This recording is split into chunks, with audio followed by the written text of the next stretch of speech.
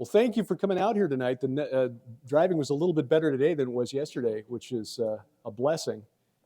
I was born and raised in Chicago by just mere accident of, or choices my mother made. Perhaps God was leading her in a certain direction.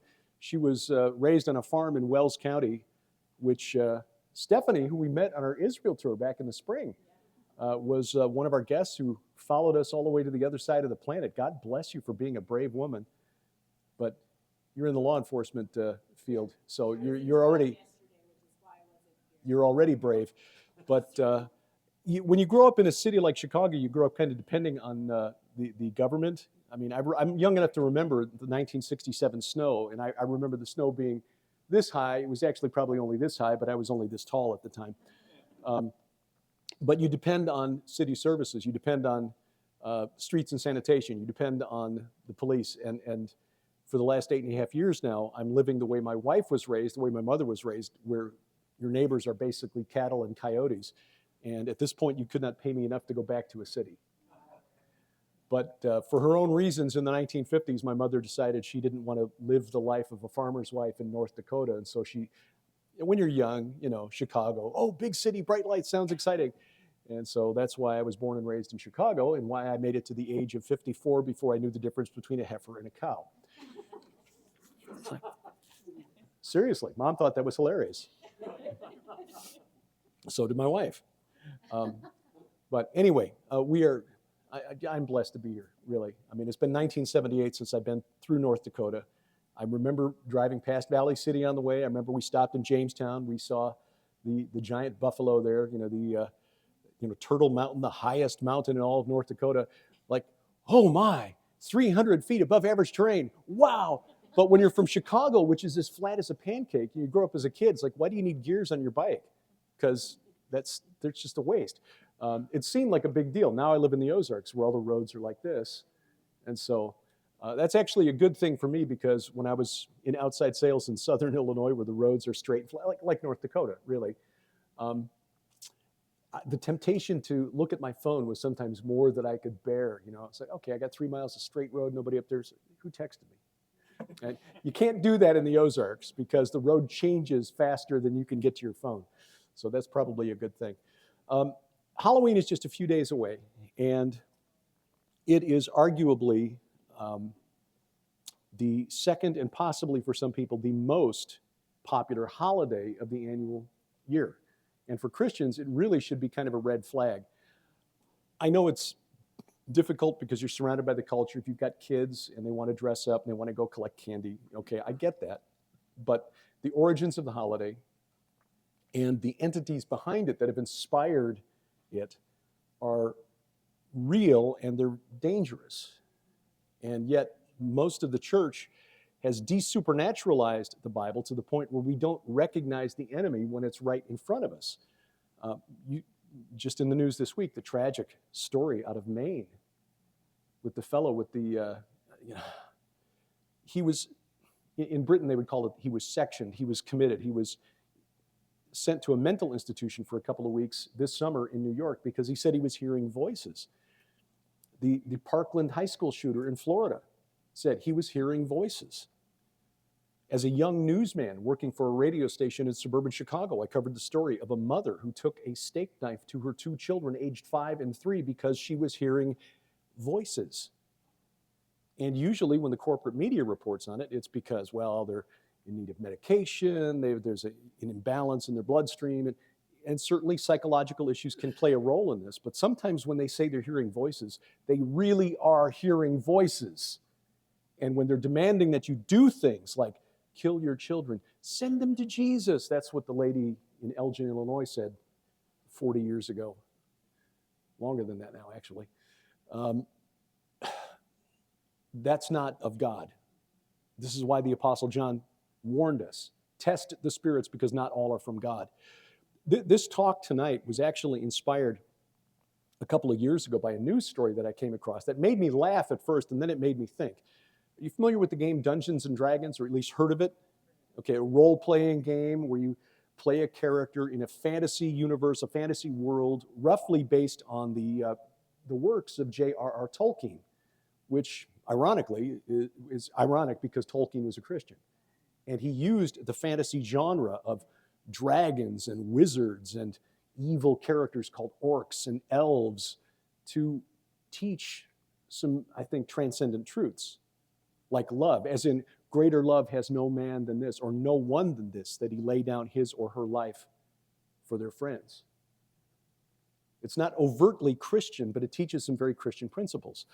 But as the years went by, it was turned into this role-playing game where you can play as an elf or an orc or a dwarf or whatever. And a couple of years ago, some of the players of this game got upset because they thought that depicting the orcs, are you familiar with the character the orcs in Dungeons and Dragons or Tolkien? These are really violent, evil creatures. Imagine like the exact opposite of what you think of as an elf. You know, elf being artistic and intelligent and musical and loving and whatever. Orcs were brutal and not real smart, but cunning and incredibly violent and not above consuming humans when they could catch them. At least that was the way they were written by Tolkien, and so that's how they were depicted in this game. Violent, evil, you would not want one for a neighbor. You would not want one, say, coming across your border. We'll stop there. So these people complained because it's because the orcs are depicted as having colored skin, whereas the elves are always depicted as white-haired and light-skinned and fair. This is clearly a racial issue. Now, the creators of Dungeons and Dragons, wanting to please their customers, said, okay, we will address this in future releases of the game. If you want to play as a nice orc, you can. Okay, so I saw this, I read this, I laughed. Clearly, the people complaining have not read the works of J.R.R. Tolkien on which the game is based, because the orcs in Tolkien's world, The Lord of the Rings, The Hobbit, they are inherently evil. The orcs were created to be evil. They were a twisted, tortured version of the elves. And in Tolkien's world, if you're looking for comparisons, the elves were like the lowest order of angel, supernatural creatures, look kind of like us, but with powers beyond human. The orcs were like the opposite of that, what you would get if you tortured and created one that was nothing but cruel, vicious, and violent. They were created to be evil. So if you're going to complain that the orcs are depicted as evil, it's not because of any kind of racial issue. It's because this is just how they are. They are inherently evil. For Tolkien, elves were angels. The orcs were like their opposite. Evil angels, if you will. Fallen angels. So, orcs, roughly speaking, the equivalent of those angels who rebelled against humanity, or perhaps the equivalent of the giants who were created as hybrid creatures by the fallen angels in Genesis chapter 6. Because again, the orcs were created by an angelic being, Melkor or Morgoth, depending on where you are in the storyline, his name changed. This is important to understanding where we are as a body of believers, because while it's easy to laugh at the players of this game, Dungeons and Dragons, who are actually protesting the injustice being done to a bunch of fictional characters, we Christians treat the characters on which they're based from the Bible, which we say is the Word of God, as though they are fiction. Survey after survey shows that the majority of Christians in America don't believe that most of the characters in the Bible actually exist. Satan's not real. He's just a symbol that represents the evil that's in our hearts. The Holy Spirit isn't real. It's just a symbol of God's love. We stopped believing in demons when we invented the science of psychology. You can cure demon possession with drugs. Actually, it's the other way around. You can open people up to demons with drugs. The problem then that is created by desupernaturalizing the Bible, or demythologizing, if you want to put it that way. Desupernaturalizing the Bible means that we Christians don't believe that most of the characters that we read about in Scripture, the demons, the dragons, the devils, are real. The problem then is that we are on a battlefield in the middle of a supernatural war, and most of us don't understand why we're being shot. Why are bad things happening to good people? Well, free will. Not just human free will. God created the angelic realm, the spirit realm, with free will as well. And like many of us, the Bible says all of us, none are righteous, no, not one. Like all of us, many in the spirit realm have chosen badly. So this presentation is not about the Lord of the Rings, but essentially it's making the point that reality is a lot more like the Lord of the Rings than we've been taught. We don't see those characters with our eyes most of the time. I know some people who do see into that realm, and it's not a gift I want, trust me. Demons are real. Dragons are real. The devils are real. God calls them these things in Scripture, and if we believe that the Word of God is, in fact, the Word of God, then perhaps we should study it to find out a little bit more about the enemy. If we are, in fact, in a spiritual war, and we are, this is not fixating on the enemy for an adrenaline rush. This is trying to understand why are they doing this, and also about understanding God's promise to deliver us from them. To me, this just shows the lengths to which God was willing to go, sacrificing himself at their hands to redeem all of us and restore us to his family.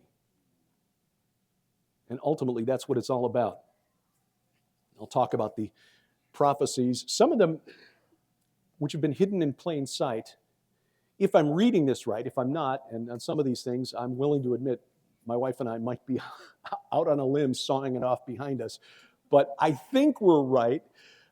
There are some stunning prophecies of the destruction of these entities that are in Scripture that have been overlooked because we read the English Bible and we are dependent on choices made by English language translators, translating from the original Hebrew, Greek, Aramaic, and what have you. So let us dive in. Giants, demons, dragons, and devils. Now, I talked about demons last night and where they come from, and I'm going to summarize the discussion here. And before I get too far into this, not to be commercial about this or anything, but because you all made the trip out here, there's a special promo code I want you to have that you can use at our online store. If you go to our online store, which is at gilberthouse.org/store, we've got our books, our DVDs and stuff for sale. Use the promo code Pitchfork, and it's 20% off anything, even the stuff that's already on sale. So 20%. In fact, I'll add that to our streaming video store, which is gilberthouse.org/video. I just figured that was easier to do that than to bring a bunch of books and set up a table. So, but we're not putting this out anywhere on the web, so you're the only ones who get this. Anyway. I'm sorry? A blue light on the receiver there? Yeah. Yeah. It's a transmitter, receiver. We're good. I think. We'll find out at the end of the night. Genesis 6, verses 1 through 4. This is the Genesis 6 paradigm. I mentioned last night, if you ask a Christian today why the world is in such a mess, most of us would say the fall in the garden, Genesis chapter 3. Now, our good friend Dr. Michael Heiser, who went home to be with the Lord earlier this year, and if you've not, again, I'll toss his name out in a book. If you haven't read, you really need to. The Unseen Realm. That is foundational to everything that my wife and I have done these last 7 years. It is unbelievable research, and it opens your eyes. Like, wait a minute, there are more spirits at work in the spirit realm and the apostles and prophets knew it? Okay, that changes it changes your understanding of the Bible, but especially the Old Testament, especially those difficult sections. Why did God tell the Israelites to smite everybody? There's a spiritual war taking place, and the people who were smote had sold out to the other side. Christians today, Genesis chapter 3, the fall in the garden, that's the reason for evil in the world. Yes, but during the Second Temple period, Jewish and early Christians, this is the period of Jesus and the apostles, they would say, yes, Genesis 3, Genesis 11, the Tower of Babel, when mankind tried to build an artificial mountain to bring the gods down, God said, no, we're not having that. Divided the nations, placed the nations under the supervision of other sons of God. I'll talk about that in a minute. Genesis 6, the big one, when watchers or watcher class angels called sons of God descended from heaven, apparently, and decided to commingle with humanity. They messed with all of human history, not only by injecting themselves into the human bloodline, but by teaching us things we weren't supposed to know. Genesis 6, beginning at verse 1, when man began to multiply on the face of the land and daughters were born to them, the sons of God saw that the daughters of man were attractive, and they took as their wives any they chose. Then the Lord said, my spirit shall not abide in man forever, for he is flesh. His days shall be 120 years.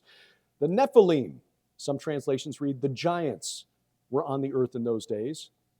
And it's clear that giants were understood here because the Septuagint translation of the Bible, which was translated from Hebrew into Greek around 200 BC, 200 years before Jesus' birth, and it is translated the giants, the gigantes in Greek. The giants were on the earth in those days, and also afterward when the sons of God came into the daughters of man, that's what you call a euphemism, and they bore children to them. These were the mighty men who were of old, the men of renown. Now, Bible scholars, many of whom are not believers, they just like studying the texts and studying the archaeology of that period of history. They agree, the consensus is, that the verses mean that the sons of God were spiritual beings, spirit beings, angels, if you like that term, who came to earth and commingled with human women and created a monstrous race of divine human hybrid giants. Bible scholars, that's the consensus, has been for about the last 120 years. But that's not what's being taught in seminaries. Pastors in seminary are taught the consensus there, which is that the sons of God mentioned in Genesis chapter 6 are humans. They were the righteous sons of Seth, the third son of Adam and Eve. And they commingled with the evil daughters of Cain, and that somehow, for some reason, those children were all evil. Now, logically, that's inconsistent. There's no logic behind this thought process. Why is it that all the male descendants of Seth were good and all the female descendants of Cain were evil?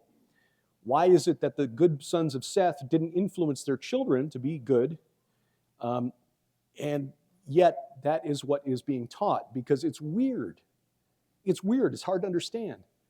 And as our friend Mike Heiser used to say, if it's in the Bible and it's weird, it's probably important.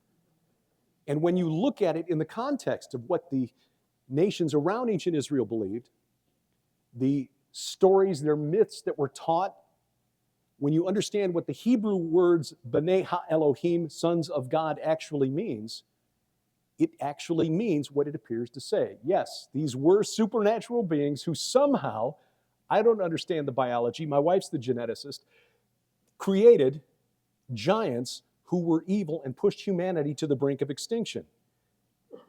I think the easiest way to explain this, though, is just look.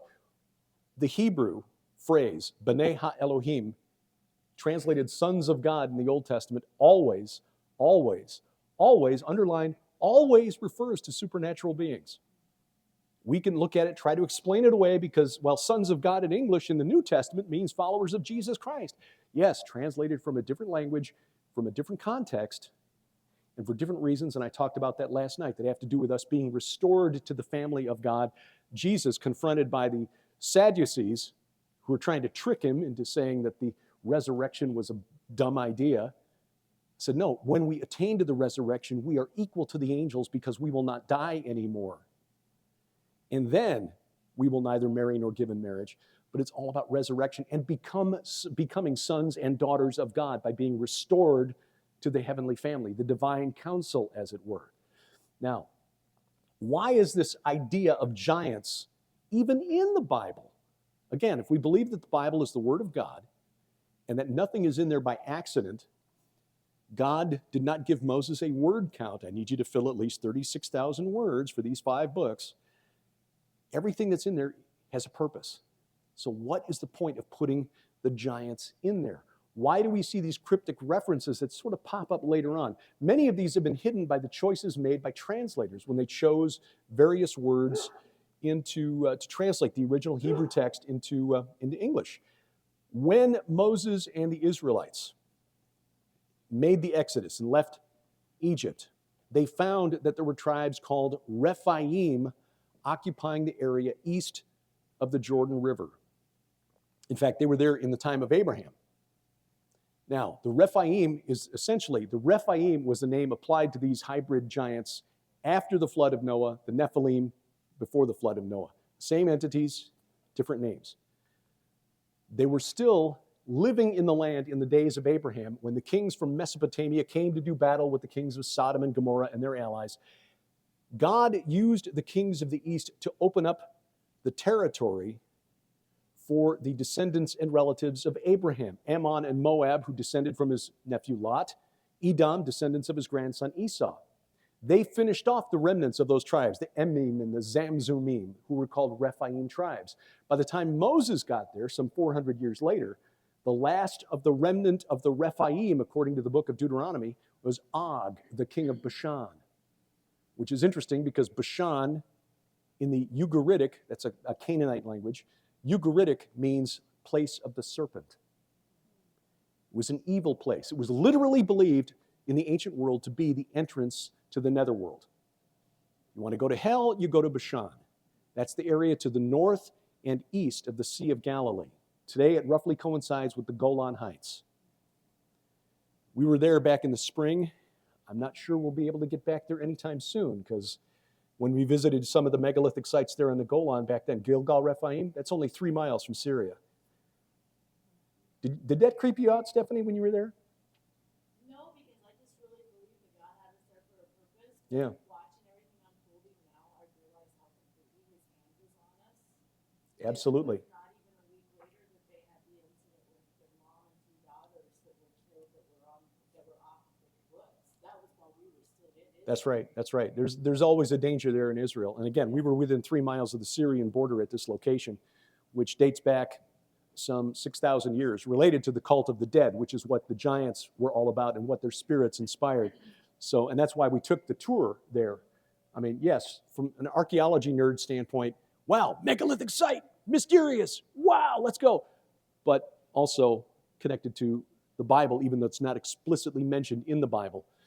Now, the other tribal group, a group of people who were connected to the Rephaim in Scripture, these were the Anakim, mentioned in the book of Joshua. The Deuteronomy chapter 2, verse 11 says the Anakim were counted as Rephaim. Okay, now does this mean they were literal physical giants? I don't know. The remains that have been found from that early Iron Age period in Israel, they've not turned up any soldiers of unusual size or anything like that. But what we can show, I think, is that the Anakim and the Canaanites who surrounded ancient Israel worshiped the spirits of the Rephaim. In fact, we know this explicitly from Canaanite texts. They called them Raphaima, the Rephaim. But we know that Joshua was directed by God to target the war for Canaan against the Anakim. Joshua 11, verses 21 and 22. Joshua came at that time and cut off, it's another euphemism, means he destroyed, cut off the Anakim from the hill country, from Hebron, from Deber, from Anab, from all the hill country of Judah, from all the hill country of Israel. Joshua devoted them to destruction with their cities. And that phrase in Hebrew, devoted to destruction, Kerem, means absolutely forbidden, under the ban, touch them or their stuff and you die. It is absolutely under the ban, forbidden, destroy it. It has to be destroyed. Again, because these people were totally sold out to the enemies of God, the spiritual enemies of God. There was none of the Anakim left in the land of the people of Israel. Only in Gaza, interesting, in Gath and in Ashdod did some remain. The Philistine territories. Why is that relevant to mention? Because 400 years after Moses and Joshua, David and his men had to come along and deal with the rest of the Philistine giants. Now, we pointed out, Sharon and me, in our book Veneration, that the Anakim were not necessarily giants themselves, but members of an elite warrior cult. There is a reference to the Philistine giants in 2 Samuel 21. There are 5 of them who are mentioned. And you may have heard the story when David took the stones. He got enough stones not just for Goliath, but then for all the giants killed in 2 Samuel 21. And maybe he was. God does things like that. But each of those giants destroyed by David and his men in 2 Samuel 21 described as descendant of the giants or descendant of giants. The Hebrew phrase is Yeladei ha-Rapha. Ha in Hebrew is the definite article the, which means it's not descendant of the giants because Rapha is the singular form of Rephaim. So it's descendant of the giant possibly or descendant of the Rapha. What does that mean? We don't know. There was a Canaanite deity called Raphayu who was supposed to rule at Ashtaroth and Edrei, which are the two royal cities of Og of Bashan. Raphayu was the god of Bashan. He was called King of Eternity in the Canaanite texts. So did these guys worship Raphayu, the god of the underworld? Possibly. We don't know. But Yeladeh is the interesting word here because it does not actually mean descendant of in the terms of genetic descendant of. It means one who is a member of a group into which he's been initiated or consecrated, like a cult. So these giants of the Philistines were probably members of an elite warrior cult, like I think I mentioned this last night, similar to like the Viking berserkers, demonically possessed, worshiping these spirits. In fact, one of the giants who was the one who almost killed David, in fact, Ishvi ben Ov. It's spelled I-S-H-B-I, but it's Ishvi, B-E-N-O-B, but instead of Benab, it's Ben Ov, which means son of the medium. His mother was a necromancer. She summoned spirits from the underworld. The medium of Endor that Saul visited the night before he died was the Ov of Endor. And that Ov actually refers to the pit that they used to dig in the ground to summon the spirits from the underworld. It's a very old practice. Archaeologists have traced it back to about 3500 BC in northern Syria. So almost 2,500 years before the time of Saul and the medium of Endor, that same practice was being done all over northern Syria. And in fact, they've traced it, and the people who brought it to the Holy Land, to the plain of Ararat, believe it or not. Yeah, the land below the mountain where the ark came to rest. So the people who came down from the mountains, like, yeah, those gods who were walking amongst us before, maybe we can summon them because they're now in the underworld. I think that's the thought process. We don't know for sure because writing wasn't invented yet.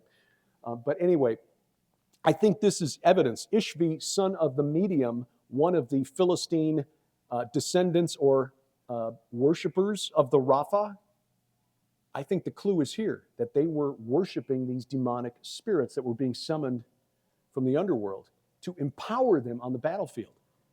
Now, there's no question that Goliath was really big, whether you use the English translation, 6 cubits in a span, which is 9'9".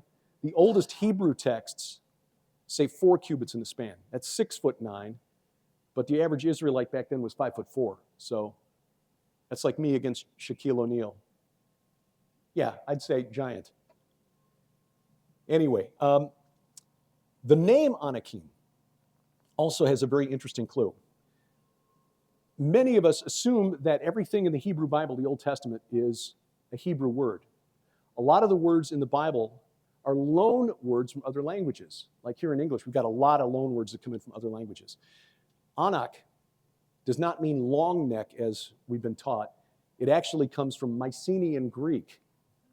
Believe it or not, the Greeks were in the Bible as early as the time of Joshua, at least, and maybe even earlier. The Hivites of the Bible were Mycenaean Greeks.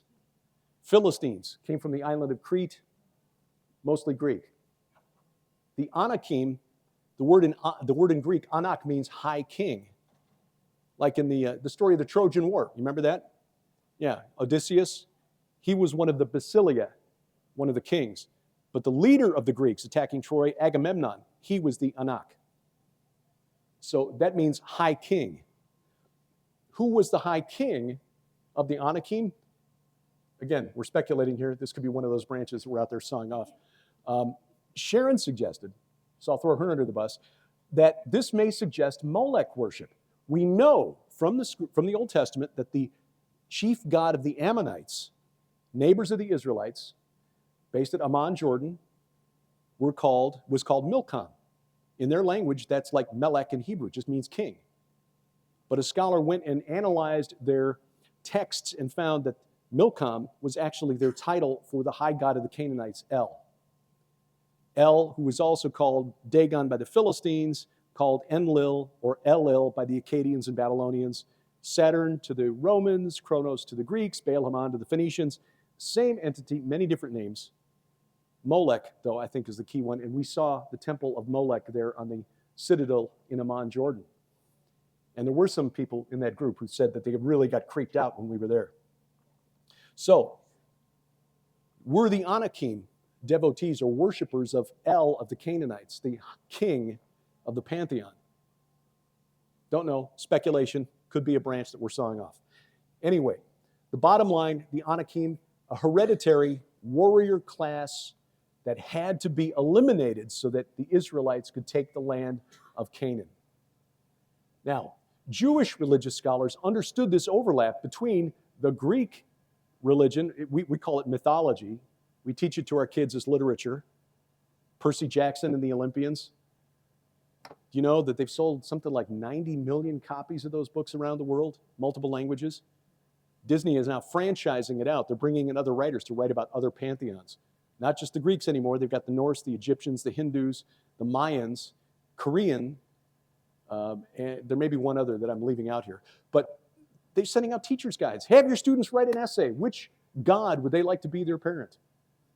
Oh, yeah, Poseidon. That'd be so awesome. Yeah. Have your students write why they want to be one of the Nephilim.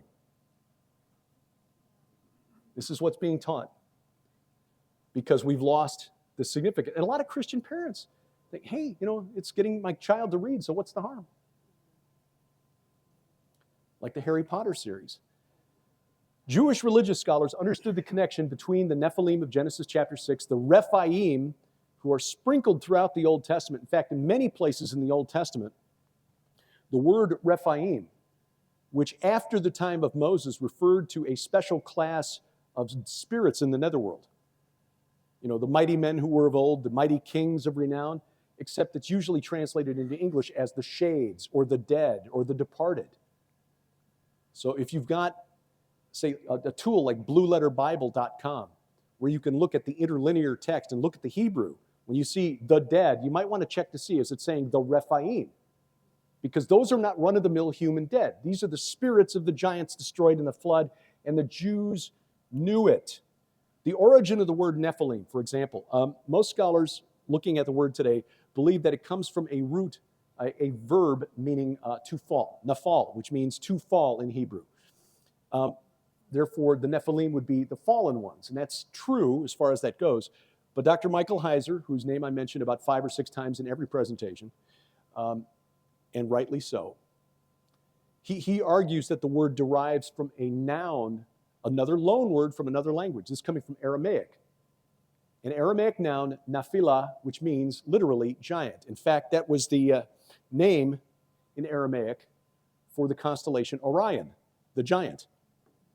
When you pluralize it in Aramaic, it becomes Nephilim, I-N. In Hebrew, it's I-M, the plural suffix. So the Hebrew is borrowing that word, putting the Hebrew suffix on. You've got giants, plural, Nephilim. Jewish religious scholars understood this. And the Septuagint translation, again, supports this. As I mentioned before, when you get to Genesis 6, Sharon and I have learned to always compare Old Testament readings with the Septuagint because it gives a window into what Jewish religious scholars thought of the Old Testament in the time before Jesus' birth. And remember, they were working from older Hebrew texts that are not available to us anymore because it was completed by about 200 BC. Now, it doesn't mean the Septuagint is more accurate. Again, it's just a window into understand what did Jewish religious scholars think about this before Jesus was on the earth and Christians were saying, yes, we know who the angel of Yahweh was. That was Jesus of Nazareth, whom you crucified. Because there are some tweaks in the Masoretic text on which our English Old Testaments are based that de-emphasize the existence of other spirits in the spirit realm. Rabbis found it uncomfortable to have to explain these things. In Isaiah 14:9, another example here, the word translated shades. The rebel from Eden is cast down, and the shades rise up to greet him when he lands in Sheol. Except the word is not shades, it's Rephaim. The Rephaim rise up to greet the rebel who's cast out of heaven into Sheol. In Proverbs 2, verses 16 through 18, so you will be delivered from the forbidden woman, from the adulteress with her smooth words, who forsakes the companion of her youth and forgets the covenant of her God, for her house sinks down to death and her paths to the departed, no, to the Rephaim, in Sheol. None who go to her come back, nor do they regain the paths of life. Proverbs 21:16, one who wanders away from the way of good sense will rest in the assembly of the dead, assembly of the Rephaim. And this is actually a polemic against the religions of their neighbors, because the kings of the Amorites, the kings of the Canaanites, when they died, aspired to become one of the assembly of the Rephaim in the netherworld. That was considered an honor. But in Proverbs, no, one who wanders from the way of good sense will become one of the assembly of the Rephaim. And in 2 Samuel 5:18 and 22, where we read about David going out to confront the Philistines in battle in the valley of Rephaim, which is the valley that runs southwest from the city of David in Jerusalem, it's translated into Greek as the valley of the Titans. Jewish religious scholars understood the connection between the Titans who were, the fake news version now, overthrown by Zeus and the Olympians, and so banished to Tartarus. They were the sons of God from Genesis chapter 6. Because according to Peter, 2 Peter 2 verse 4, the angels who sinned were thrust down to hell. You got to look at the Greek. The Greek says Tartarosis. It's not Hades, it's Tartarus. That's different. According to the Greeks, Tartarus is as far below Hades as the earth below heaven. That's a special place. When you're really bad, like an angel who sinned, that's where you go. That's like double secret probation. But here's the most important thing. The most important consequence of this creation of these hybrids, and it's a consequence that affects us to this day. Again, the gunman heard voices. According to the Jews of the Second Temple period and according to the early church, the spirits of those giants destroyed in the flood of Noah were condemned to become spirits wandering the earth until the final judgment. This is written down in the book of 1 Enoch, which is not in the Bible. We call it the book of Enoch for short. There are 3 books of Enoch, but the book of 1 Enoch is the one that was completed before the birth of Jesus. It's the only one that we would recommend even looking at. There's reasons that it's not in the Bible. There are some internal contradictions, and the Word of God does not contradict itself. But the Apostle Jude does quote from the book of 1 Enoch. And as my wife and I have just learned over the past year, Jesus validated the prophetic section of the book of Enoch, chapters 37 to 71, because there's a term in there that Jesus applied to himself about 80 times, the Son of Man. That does not appear in any Jewish writing prior to the book of Enoch. Yes, I know Daniel 7 has one like a son of man. That's Daniel saying there's one who looks like a human up there with the Ancient of Days. But the book of Enoch introduces this character who is the Messiah, the chosen one, the anointed one, the Son of Man. And Jesus applies that term to himself 30 years after that book was completed, according to scholars. So we can learn some things from the book of 1 Enoch if we're careful. 1 Enoch beginning chapter 15, verse 8. But now the giants who were begotten by the spirits and flesh, they will call them evil spirits on the earth, for their dwelling will be on the earth. And the spirits of the giants lead astray, do violence, make desolate, and attack and wrestle and hurl upon the earth and cause illnesses.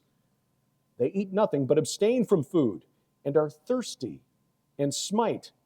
These spirits will rise up against the sons of men and against the women, for they have come forth from them. From the day of the slaughter and destruction and death of the giants, from the soul of whose flesh the spirits are proceeding. They are making desolate without incurring judgment. God is allowing this for his purposes for now. Thus they will make desolate until the day of the consummation of the great judgment. I believe that's a reference to Armageddon, when the great age will be consummated. This was the belief, again, of Jews of the Second Temple period. The book of 1 Enoch, the first section from which I just read, was completed by about 300 BC. The second section, the prophetic section, was the last section completed. That was completed just about the time Jesus was born. So maybe the silent centuries between Malachi and Matthew were not quite so silent after all. But the point is, again, this was not just the understanding of the Jews of the apostolic age, it was also the understanding of the early church. The early church father, Justin Martyr, in the year 161 AD, so 70 years maybe after John wrote the book of Revelation? Justin Martyr wrote, "Angels were captivated by love of women and begat children, who are those that are called demons." A friend of mine named Doug Van Dorn included all of these citations in his book called Giants, Sons of the Gods, which I highly recommend. So I give him credit because I went and I copied all of those notes into a folder that I save when I have to reference it. But the other early church fathers who connected the Genesis 6 event, the sons of God, who saw that the daughters of man were fair, created these giants. They were wiped out in the flood of Noah, but their spirits became demons, include Irenaeus in the 2nd century, Athenagoras of Athens, Pseudo-Clement, Origen, Clement of Alexandria, Tertullian, Lactantius, Eusebius, Commodian, Sulpicius Severus, basically every major Christian theologian for the first 400 years after the resurrection understood this is where demons come from. In fact, Origen, early church father in the 3rd century, went so far as to say they were the product of that race called Titans. Again, they understood the connection. The Titans are the Greeks, the watchers of the book of Enoch, the sons of God from Genesis chapter 6. What's really blew my mind was learning that the pagan Greeks understood that this was the origin of demons as well. The poets Homer and Hesiod, who wrote a lot of what we know about Greek mythology, the phrase that they used for the demigod heroes of the bygone age, the mighty men who were of old, in other words, meropes anthropoi. Meropes, well, anthropoi, that's where, anthropology, the study of humanity. Meropes derives from the same Semitic root word as Rephaim. The Greeks knew that their heroes like Hercules and Perseus, Clash of the Titans, they were Nephilim. They were Rephaim. They used the same word, but over the centuries, translated into Greek, it became a different word, and now we just call them demigods. Heroes in the 6th century BC, 7th century BC, when Hesiod wrote, meant something different than a quarterback who could throw for 300 yards. A hero was semi-divine, and his spirit still wandered the earth. According to Hesiod, after the earth had covered this generation, they are called pure spirits, daemons, hagnoi. And by the way, not to put too fine a point on it, but this is where we get the word demons. The Greek thought these daemons were kindly, delivering from harm and guardians of mortal men. For they roam everywhere over the earth, clothed in mist, and keep watch on judgments and cruel deeds, givers of wealth. Doctrines of demons, Paul said. Sacrificing to idols, sacrificing to demons. Jews of this period, the early church, had a very different view of daemons than the Greeks. But the Greeks identified the same source. Yes, these are the spirits of the demigod heroes of ancient times. The same ones who were worshipped as Raphaima by the Canaanites, Rephaim. And the Rephaim, who are mentioned multiple times in Scripture, except we don't see it because they're translated as the dead, the departed, the shades, and so forth. And these demons have inspired occult religions that are with us to this day. It's not just those who are hearing voices who are influenced by this. The cult worship of ancestors began with these people. The Amorites are the first in history to make it part of their regular religion. In the Amorite worldview, the dead ancestors were never separated from you. They were part of your daily life, and you had to constantly appease them, but especially on the 30th day of the month, which in a lunar calendar is the night of no moon. Okay? No moon, veil between the worlds is thinnest apparently.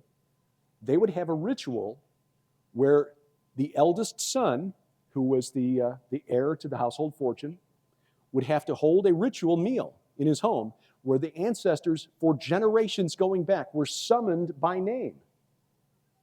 They were summoned by name. There are 3 aspects to this ritual. Summoned by name. Number 2, they would feed the ancestors, which was what those teraphim, the household idols, were used for. You take the little statue representing grandpa, and take the bread and smear it on the face. And that's how you fed your ancestor. And then they would pour out a drink offering.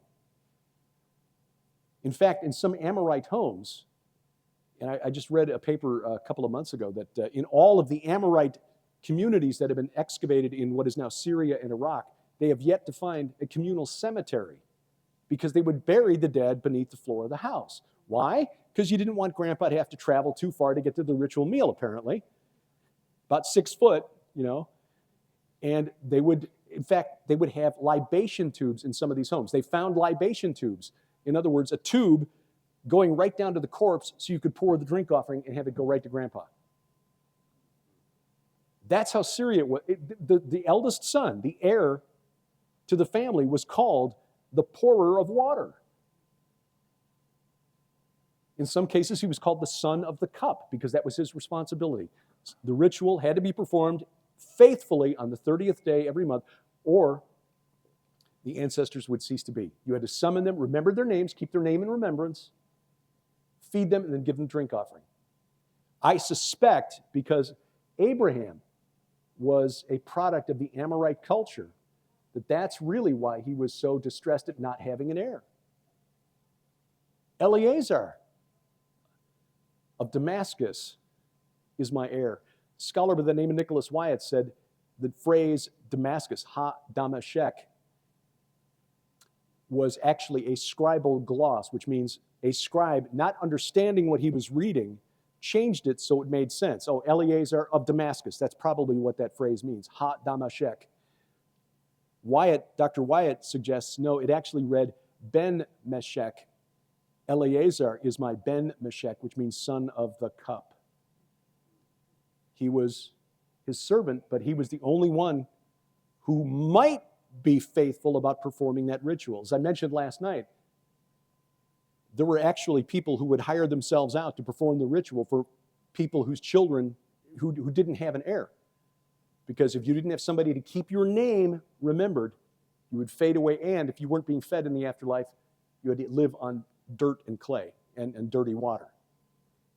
This was a big deal. It's hard to overstate how important this was in Amorite society. The ritual is called Kispum, K-I-S-P-U-M, if you want to write that down.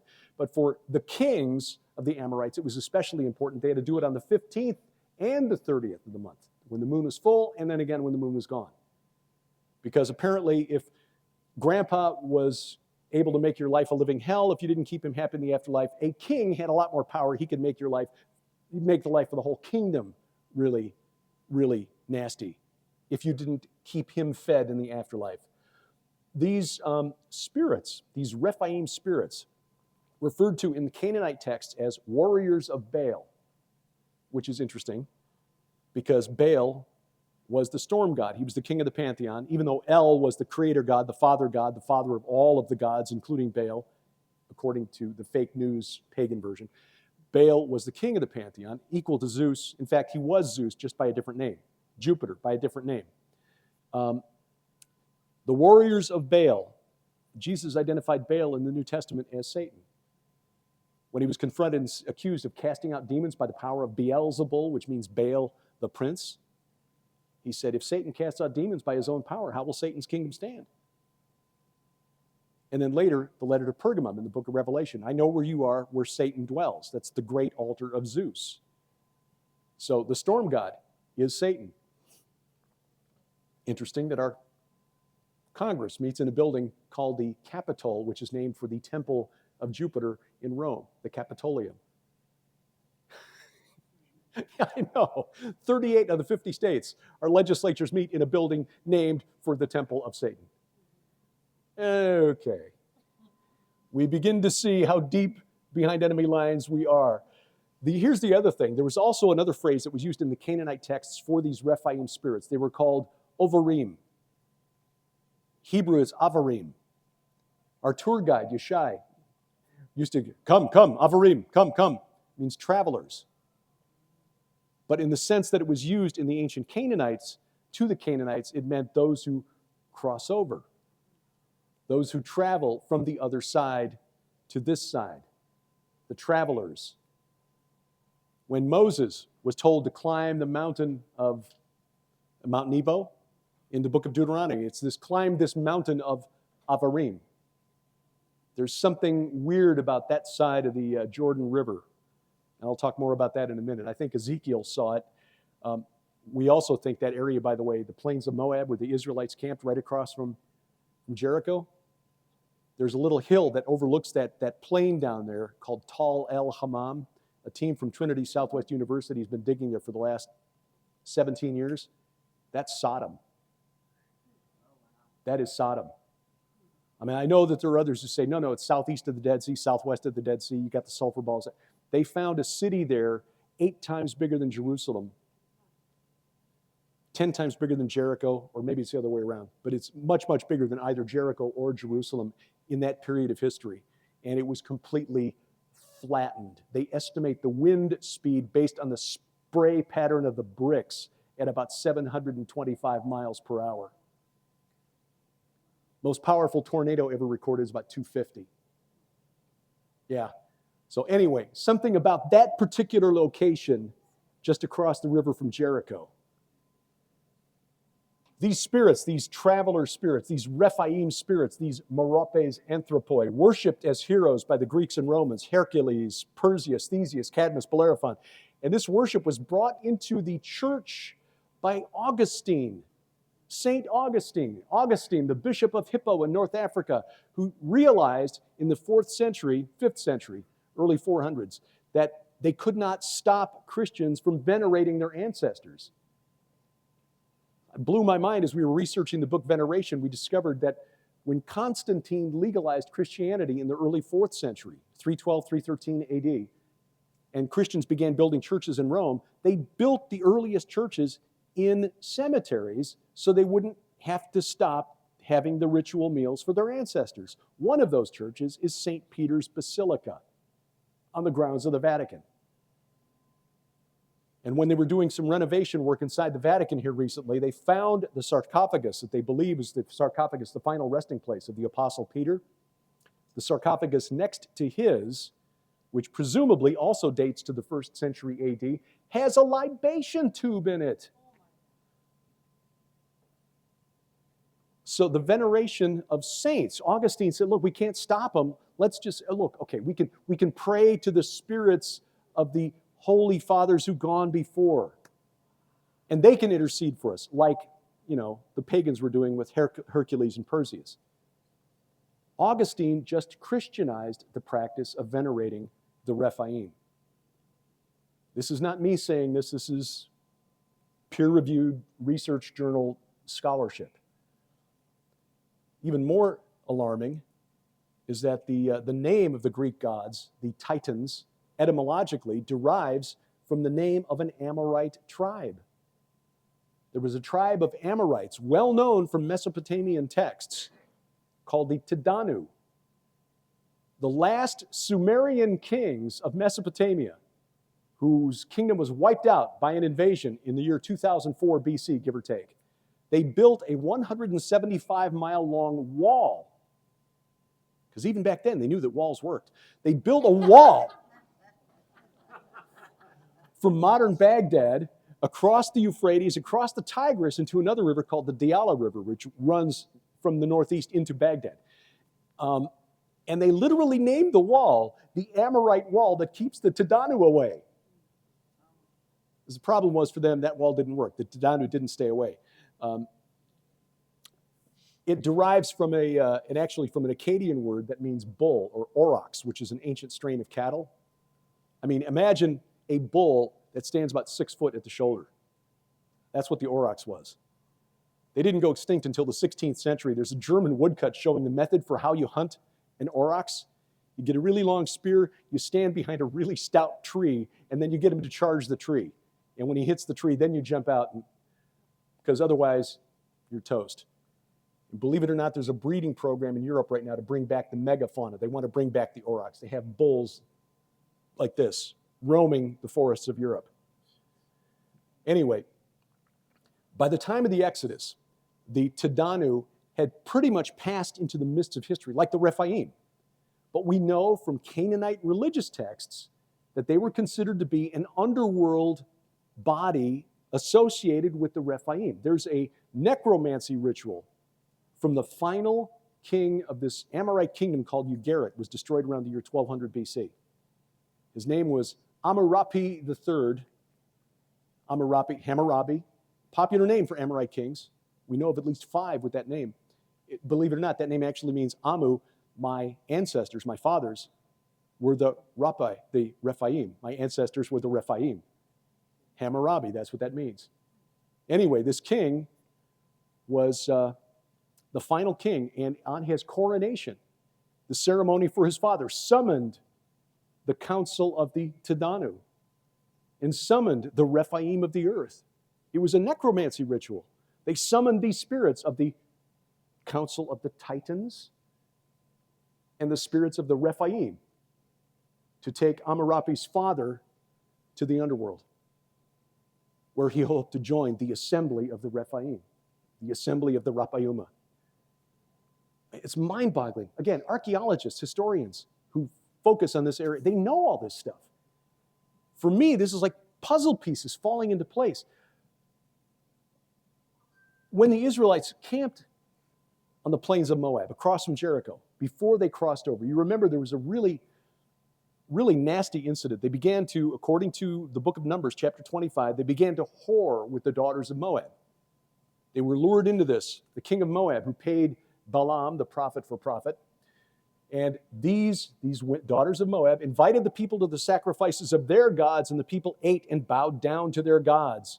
And then they tell a story of a young Israelite man and a young Midianite woman who, in the sight of Moses and in the sight of the whole congregation of the people of Israel, while they were weeping in the entrance of the tent of meeting, did something that prompted the grandson of Aaron, Phinehas, to take his spear and stab the man and the woman. And according to Numbers chapter 25, went after the man of Israel into the chamber and pierced both of them, the man of Israel and the woman, through her belly. The word translated belly can also mean womb. Not to be indelicate, but there are only a couple physical positions they could have been in.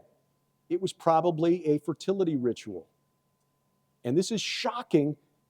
You say, okay, that's why Phinehas was filled with zeal to put a stop to this. But when you read the account of this in Psalm 106, verses 28 and 29, the psalmist, who was writing about 400 years later, didn't even mention that. Psalm 106, verse 28. Then they yoked themselves to the Baal of Peor. And by the way, Peor comes from a Hebrew root that means opening or gap or cleft. And in this context, probably means entrance or opening to the netherworld. In other words, Baal, which means Lord, the Baal of Peor was probably the Lord of the entrance to the underworld, Lord of the gates of hell. They yoked themselves to the Baal of Peor and ate sacrifices offered to the dead. That's what made God so angry. They were falling into this worship of these demonic spirits that God destroyed all flesh on earth to eliminate when they were giants walking the earth. They provoked the Lord to anger with their deeds, and a plague broke out among them. The plague killed 25,000 Israelites before Phinehas put a stop to it with his spear. And it was because they were eating sacrifices offered to the dead. Isaiah wrote against this. Isaiah chapter 57, Isaiah chapter 65, there are polemics against this cult. And Isaiah, writing 700 years after Moses and the Israelites were on the plains of Moab. So this is not something the Israelites stopped, even though God made it very clear this is not something we do anymore. Isaiah writing, for example, in Isaiah 65, God speaking, a people who provoke me to my face continually, sacrificing in gardens and making offerings on bricks, who sit in tombs. Think of the Gerasene demoniac amongst the tombs.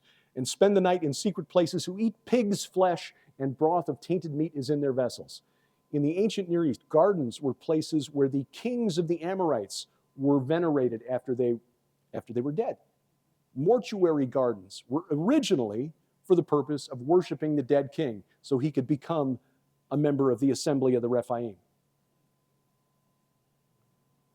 And there are scholars who believe that the main reason, if not the only reason, for raising pigs in the ancient Near East, because pork was also taboo in other cultures, because perhaps of the chthonic connection of the pigs. I mean, the pigs were always rooting in the ground, so maybe they thought, oh, okay, they're rooting in the ground. Maybe there's some connection between them and the netherworld. I don't know. Scholars aren't sure, but they suspect that the main reason for raising pigs was to sacrifice them as offerings to the dead. And that speculation here, that may be why God said, we don't eat pork. Don't know. I know we've been told that, yes, it's to prevent trichinosis, but even back then, they knew you didn't eat raw meat. You didn't eat meat with the blood in it, you cooked it. It may be the ban on eating pork for Jews was because, no, this is offered as food for the dead. We do not do this. There are other examples of that, by the way, in the book of Leviticus. You ever notice how many times God prohibits eating the long lobe of the liver? The long lobe of the liver has to be thrown on the fire. I looked it up. 14 times God tells Moses, burn the long lobe of the liver. Why? Because that was used in a practice called haruspicy and extispicy. I only say those things so that scholars know that I know these words. That's all. But anyway, basically what it means is they use them to tell the future. Okay, here's the shape of this. Okay, the liver's got this kind of shape. Fortune telling. Now, the Bible doesn't tell us that that's why they were burning the liver. I suspect that that's why. Full disclosure. The Bible isn't specific about that, but why else? Liver's a good source of iron. Why not eat it? No. If you eat it, you might be tempted to look at it and try to determine the future. Just burn it. We don't do what the pagans do anymore. So, the origin of demons. The giants created through the forbidden union of divine sons of God, human women, destroyed in the flood of Noah. Their spirits still with us today. That was the understanding of the church until Augustine. Since then, the default understanding amongst the church is either we don't talk about it at all, or when we do, it's like, okay, those are the sons of Seth, the good boys, and the bad girls from Cain, and their children are all evil. That's where the demons come from. Now we'll move on to dragons. The very first dragon in the Bible is actually mentioned in, excuse me.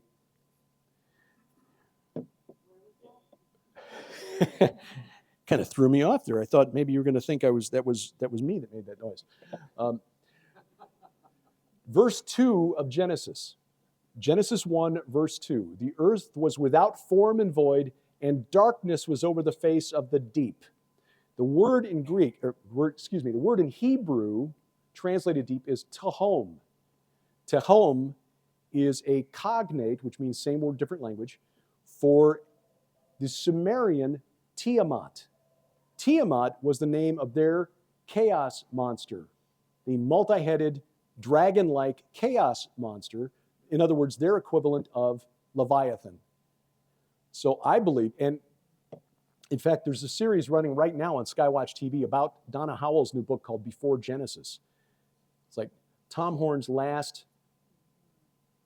broadcast programs about his daughter's book. And they knew that Sharon and me had done some work on this, and so they asked me to sit on the panel.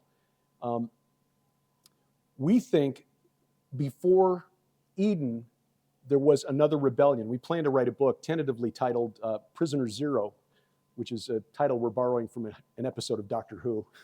We're such geeks.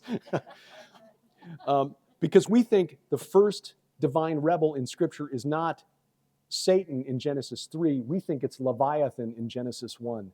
The earth was made formless and void, we think is a better translation. Now, again, this is not a hill, a theological hill we would die on. We reserve that for the bodily resurrection of Jesus, things like that, virgin birth, sinless life, and all of those things. But I think a better translation, the earth was made formless and void. In other words, there was something before Eden. What was it? Don't know. Bible doesn't tell us. We can speculate. But the Spirit, darkness over the face of the deep, and the Spirit of God hovering over the face of the waters, I think that was like God hovering over chaos, Leviathan, and saying, down, stay, like a bad dog. Because Leviathan's not destroyed here. That doesn't happen until later. We see that in Isaiah chapter 27. But this is consistent with other stories that scholars call the chaos Kampf, or the chaos struggle. We see in other, like in the Sumerian religion, Tiamat had to be subdued by Marduk, or by Enlil, or by Anu, depending on when the story was told. You see the same thing in Canaanite, where their chaos dragon, called Yam, which interestingly is the same as the Hebrew word for sea, which can add some very interesting nuance to some of the Old Testament passages that mention the sea. The bottom line here, we think, is this: the earth was not created to be void. We read that in Isaiah 45:18. For thus says the Lord who created the heavens, he is God, who formed the earth and made it, he established it. He did not create it empty, he formed it to be inhabited. Now, again, does that explicitly say, and then chaos came and messed things up and he had to start again? No, it doesn't. So again, we're interpreting from these scriptures. But if, in fact, the earth became formless and void, or was made formless and void because chaos rebelled against God's original creation, then we've got a very interesting story here, because I think we can make a good case that there is the influence of chaos on our streets and around the world to this day. This chaos Kampf, this consistent story of a warrior god defeating the chaos dragon or serpent, depending on where you saw the story, ancient Mesopotamia, Canaan, the Hurrians had a similar story where their storm god Teshub had to defeat a serpent called Ilyanka. Marduk versus Tiamat. Ninurta, the war god of the Akkadians, had a conflict with a seven-headed chaos monster called Bashmu, which interestingly is the same, it's the Akkadian form of the name Bashan. Bashmu is Bashan. Og was the king of the chaos serpent. Yam in the Baal cycle, specifically described as serpentine or dragon-like. He is called in the Baal cycle, which is the story of how Baal became the king of the gods. The Yam was called the twisting serpent, the fleeing serpent, and the encircler with 7 heads. So now you've got a 7-headed chaos monster. In fact, I talked last night about an inscription found from ancient Akkad about 2600 BC showing Ninurta fighting a 7-headed dragon, Bashmu, and that one of the heads suffered what looked like a mortal wound, which is really interesting when you look at the book of Revelation and the beast that emerges in Revelation 13, the Antichrist. One of those heads suffers a mortal wound that's miraculously healed. Interesting. John, by the time John wrote this down, that was a very old concept in Mesopotamia. You even see this in Greek mythology, where Zeus had to defeat a chaos monster, a multi-headed serpentine entity called Typhon. Typhon. And in another overlap between Greek religion and the Bible, Typhon, scholars say, derives his name from a mountain in the north of Syria. It's actually on the Turkish side of the border now, close to Antioch. Mountain today is called Jebel al-Aqra, but in the ancient world it was called Mount Zaphon. Mount Zaphon is where Baal's palace was located. Zeus defeated Typhon at Zaphon, same name. Again, more overlap between what the Greeks believed about their gods and what the Canaanites, Amorites, Hittites, all the ites believed about theirs. The Greeks, the Romans got their religion from Mesopotamia. This Leviathan in chapter 41 of Job, if you want to get a kid excited about the Bible, read chapter 41 of Job to him. I mean, man, if we'd heard this in church when I was 10, I'd have paid attention. Can you draw out Leviathan with a fish hook or press down his tongue with a cord? And then skipping to verse 14. Who can open the doors of his face? Around his teeth is terror. His back is made of rows of shields, shut up closely as with a seal. One is so near to another that no air can come between them. They are joined one to another. They clasp each other and cannot be separated. His sneezings flash forth light, and his eyes are like the eyelids of the dawn. Out of his mouth go flaming torches. Sparks of fire leap forth.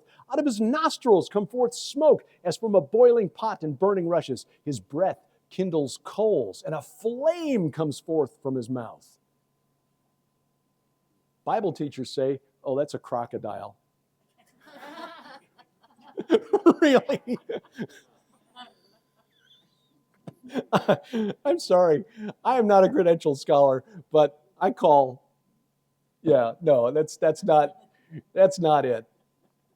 But this is really interesting. In verse 25 of Job 41, when he raises himself up, the mighty are afraid. At the crashing, they are beside themselves. You got to look at the Hebrew, because the word translated mighty is Elim, which is a contracted form of Elohim.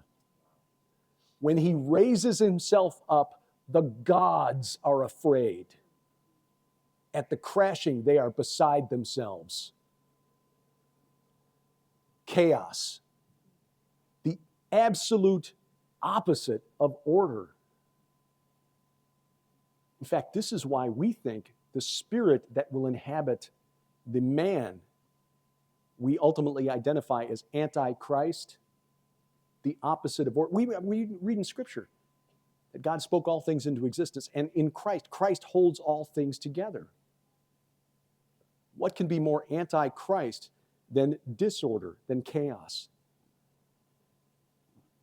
We think the Antichrist is Leviathan. Psalm 74, verses 12 through 14. Yet God, my King, is from of old, working salvation in the midst of the earth. You divided the sea, you divided Yam, the Canaanite name for Leviathan, by your might. You broke the heads of the sea monsters. Tenanim in Hebrew actually means dragons. You broke the heads of the dragons on the waters. Remember, this entity, Yam to the Canaanites, the encircler with 7 heads, a 7-headed monster of chaos, which is what the sea represents in the Old Testament. You crushed the heads, plural, heads of Leviathan. You gave him as food for the creatures of the wilderness.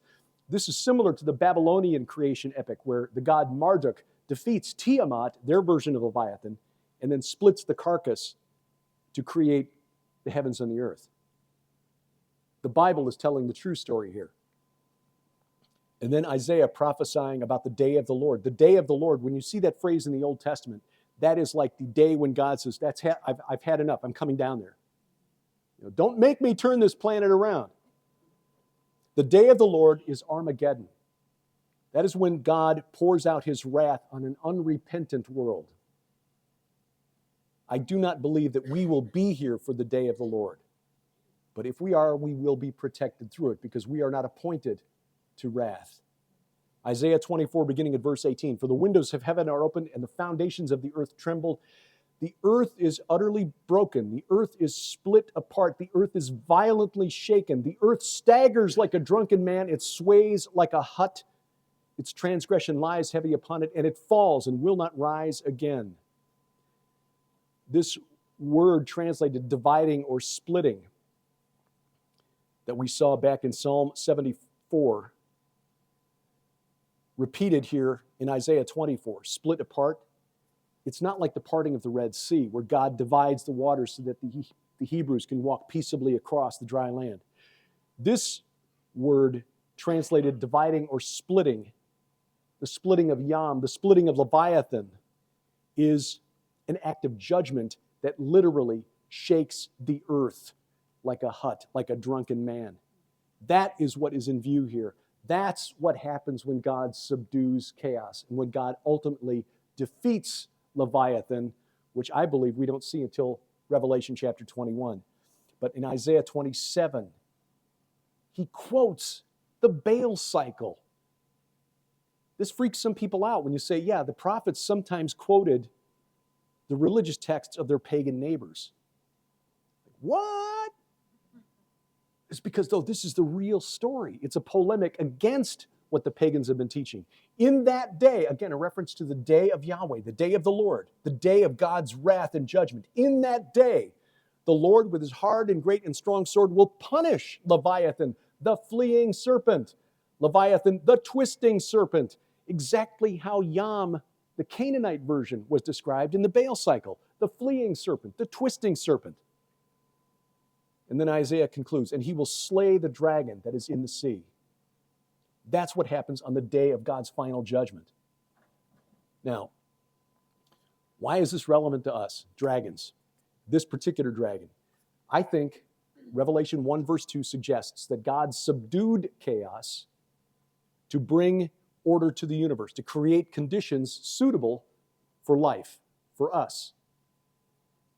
In all the pagan texts, the God who subdued chaos needed help. He needed a special weapon. He needed another God to help him. He almost got killed in the process. Genesis 1 verse 2, the Spirit of God is hovering over the face of the waters. Down. Stay. That's the difference between our God and the pagan gods of the ancient world. His ultimate destruction, chaos, Leviathan, still in the future. But there are other dragons in the Bible. Of course, we know Satan, Revelation chapter 12, described as a great red dragon with 7 heads and 10 horns and 7 diadems on those horns. Diadem, by the way, the crown of royalty. The crown of royalty. We read in Revelation 19, the rider on the white horse, which is Jesus coming back, has many diadems. Not just 7, he's got many. Big difference. And then there's the beast in Revelation 13. And this is, again, the entity that we equate with Leviathan. Revelation 13, verses 1 through 3, 10 horns, 7 heads. Beast described as an interesting chimera, like a leopard, feet like a bear, mouth like a lion's mouth. Doesn't sound like a dragon to us. But when you look at the iconography of the ancient world, Mesopotamia, that is exactly how they drew dragons. Go back 3,000, 4,000 years, dragons looked really weird. They don't look like the dragons we're used to now, which are pretty much based on the imagination of J.R.R. Tolkien. Like a big serpent with just one head. No, I'm sorry, in the ancient world, they had like 7. It's like Smog times 7. And they looked serpentine, but also feline, cat-like. Had leopard spots. That's exactly how dragons were depicted in the ancient world. And John would have known this. So yes, the beast was a dragon. In fact, this hybrid serpent-lion creature, I'm going to try to pronounce this, was the favorite animal of the chief god of Babylon, Marduk. It was called the Mushkushu or something. You can see a depiction of it on the ancient walls of Babylon as it was reconstructed by Saddam Hussein. And there are references to lion-dragon imagery in the Old Testament. I won't go into that now, but the bottom line is John knew the imagery, his readers would have known the imagery, and of course the prophets and the apostles would have known it too. I think the beast in Revelation, the 7-headed dragon that emerges from the sea, the representation of primordial chaos, is the spirit of chaos, Leviathan. Now, we could be wrong about that. Again, we'll know when we can see all this in the rearview mirror. But the bottom line is, dragons in the Bible, God calls them dragons. Oh, in fact, there's made notes here to get to this a little bit. There's another kind of dragon I'll talk about in a minute. But I want to jump to the devils now. We've done demons, dragons, devils. Who are the devils that we talk about? We often hear about the devil. As I said at the beginning, 60% of American Christians don't even believe the devil exists, much less devils, plural. But that's not what we read in Scripture. These are the angelic beings who rebelled against their Creator. The sons of God from Genesis chapter 6, those are the first ones who show up, well, after the Nakash in the garden. We'll get to him in a minute. These are referred to in the book of Enoch as watchers. Now, who or what are the watchers? Kind of a mystery, actually. They're only mentioned one place in the Bible itself, and that's Daniel chapter 4, the dream of Nebuchadnezzar. Nebuchadnezzar calls in Daniel because Daniel translated one of his dreams for him, interpreted one of them for him. So he gives Daniel this dream. It's a dream of a tree, and then all of a sudden this vision includes then this angel, this watcher who descends from heaven and decrees a punishment that this tree, representing Nebuchadnezzar, would basically wither, be cut down, and it's just really a disturbing dream. But in Daniel chapter 4, verse 13, Nebuchadnezzar, telling his dream to Daniel, says, I saw in the visions of my head as I lay in bed, and behold, a watcher, a holy one, came down from heaven. In verse 17, the watcher, this angel, if you will, has basically given the punishment to Nebuchadnezzar. I love the way Mike Heiser describes it. He says, basically, yes, we had a meeting and decided you're a jerk, Nebuchadnezzar. So we're going to punish you. We're going to drive you mad for 7 years and let you live like a beast in the field. Verse 17, the sentence is by the decree of the watchers, the decision by the word of the holy ones, so that the living may know that the Most High rules the kingdom of men and gives it to whom he will and sets over it the lowliest of men. In other words, they appear to have been given some responsibility, some authority. This is the divine counsel in action. Another classic example of the divine counsels in 1 Kings 22, where King Ahab invites King Jehoshaphat of Judah to come north with him and go to war with the Syrians. And Ahab calls all of his prophets together and they all say, oh, yes, you're going to win. It's going to be a great victory. Go forth, king, you will conquer. And Jehoshaphat says, this doesn't sound right. Do we have any prophets of Yahweh here? And Ahab said, yeah, there's one, but he hates me. Well, Jehoshaphat says, well, come on, let him speak. So they bring forth this prophet named Micaiah. And Micaiah says, oh, yes, things are going to go great. You're going to win the battle. And Ahab said, don't lie to me. So Micaiah says, okay, here's what I see. I see in the heavens the Lord. And he asks the spirits, how will we deceive Ahab to lure him into battle so that he'll be destroyed by the Syrians? And one spirit says one thing, and another spirit says another. And finally one says, I will go forth and be a lying spirit in the mouth of Ahab's prophets. And God says, and you will succeed. Go and do so. Now, that's the divine counsel. God is like the high king. He's got these spirits around him who he consults. Why? He wants to. I mean, there are people who don't like this. Say, no, God doesn't need a counsel. God doesn't need any help. He doesn't need to ask for advice. Well, of course he doesn't. God spoke the universe into creation. But he didn't need to create us either, and here we are. So yes, he does this because he desires family. And he includes this divine counsel and these spirits in his decision-making process. So the point here is that the watchers in Daniel, apparently there are still some loyal ones. So when we hear the term the watchers, I think a lot of us, I was guilty of this for a long time, assuming that the watchers were all the evil angels. No, apparently it's a class of angel that has some responsibility. But what do they look like? I have no clue. Have no clue whatsoever. What are the other types of angels and how might they reflect our conception of devils? Again, we don't know what the watchers look like. We know that not all of them are evil. Other types of angels, there are the malachim in Hebrew. That word means messenger. And as far as we know, they just look like us. I mean, this medieval conception that we have from art, from the Renaissance period of, I got to say it, from effeminate-looking dudes with wings, that's just not biblical. The angels who visited Abraham and then went to rescue Lot from Sodom, apparently they were recognized for who they were because the men of Sodom were like, come out that we might know them, which again is a euphemism.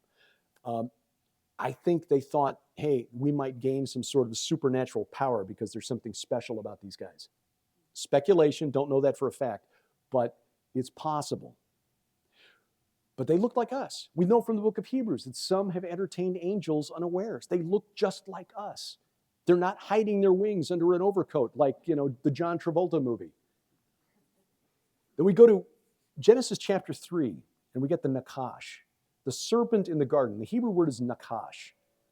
And I think we can safely say that it was not a talking snake. Snakes did not lose their legs after the Genesis 3 incident.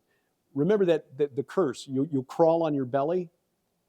That is an insult, and yes, you could take that to mean, okay, you're not going to have any means of locomotion anymore, so you're crawling around. But it can also be a reference to what the Mesopotamians believed the spirits in the afterlife did. They lived on dirt and dirty water, unless you fed them. That was the curse that God proclaimed. But the Nakash is also a word that has some various connotations. It's related to the word that means divination, sorcery, but also has the sense of radiance, like gleaming brass. So there's some nuances to the word there, according to scholars, that suggest that maybe what we're looking at here is, at the risk of sounding like a UFO guy, a reptilian. And I would only say that because we see in Numbers chapter 21, verse 6, the Nakash is used connected and interchangeably with the word seraphim.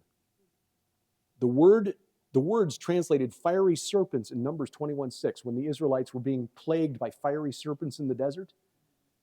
Secular scholars want to say, well, it's a certain type of saw-toothed snake or whatever that's venomous. No, they knew what seraphim looked like, 6 wings and stuff. But the word in Numbers 21:6, fiery serpent, is seraphim nachashim. Seraphim nachashim. And there are other places in Isaiah where you get flying fiery serpents. The words are used several times interchangeably in the Old Testament. Now, seraph may come from a Hebrew word, a verb that means to burn, which again suggesting radiance, a glowing countenance perhaps. So it's possible that what we had with the Nakash is a being of serpentine, perhaps radiant serpentine appearance. I don't think it's necessarily coincidental that a lot of UFO encounters, people claim that they're seeing, people on ayahuasca trips, going to South America to drink that special tea, to open up their third eye or whatever, are claiming to see reptilians. It may, again, now, this is not a hill I'm going to die on. I'm just suggesting Nakashim, seraphim, it's in the Bible, fiery serpent. It could be that this is what they look like. And what else would you call a flying, fiery serpent but a dragon? I think that's where we get the stories of dragons in the ancient world. Now again, speculation, putting together clues and trying to come up with conclusions. Not explicit in the Bible, so not a theological hill on which to die. But this is all the evidence we've got. This is all the evidence that God thought we were going to need. Let's not go beyond the evidence, but I think we can draw some very interesting conclusions here. There are others, of course, the cherubim. Actually, in Hebrew, we are told by our tour guides, thank you, Yeshai and Kuti, it's cherubim. So we try to, just pronounce it the way the Hebrews pronounce it, the Jews pronounce it, cherubim. We've got, again, thanks to Middle Ages painters, this idea that they're chubby little babies with wings. That is about as far from reality as you can get. The cherubim were the throne guardians of God. These were seriously bad dudes that you did not mess with. The 4 living creatures that John sees in the throne room of God in the book of Revelation. Ezekiel's vision in Ezekiel chapter 1, where he describes them. These are bad. 4 faces, lion, human, eagle, bull. When Sharon and I went to London a few years ago to see some of the places she's been writing about in her fiction series, the Red Wing Saga, starts with the Jack the Ripper murders. What if he wasn't caught because he wasn't human? Yeah, and she brings in Mount Hermon and a stone that was found there, seriously, historically. And it gets unboxed and something gets out. No more, because that's spoilers. Anyway, we went to the British Museum. I tell you, we could live at the British Museum. And we saw these creatures there that were brought back from ancient Nineveh, called Lamassu. They were the guardians of the palace of the Assyrian king. You probably have seen pictures of these big creatures that, wearing these hats with multiple sets of horns and a guy's head with a really awesome beard. He'd fit right in the Ozarks. And the body of a bull and wings of an eagle. And we noticed only after we got to London and we were looking at it, it's like, Sharon, look at the feet. They were not the hooves of a bull. They were the paws of a lion. Lion, bull, human, eagle. The Assyrians knew who the cherubim were. And they put representations of them outside the palace of their kings. And the Assyrians were the baddest dudes in the ancient Near East. They decorated their palaces with scenes showing their soldiers disemboweling their opponents. And their kings were guarded by what they thought were cherubim.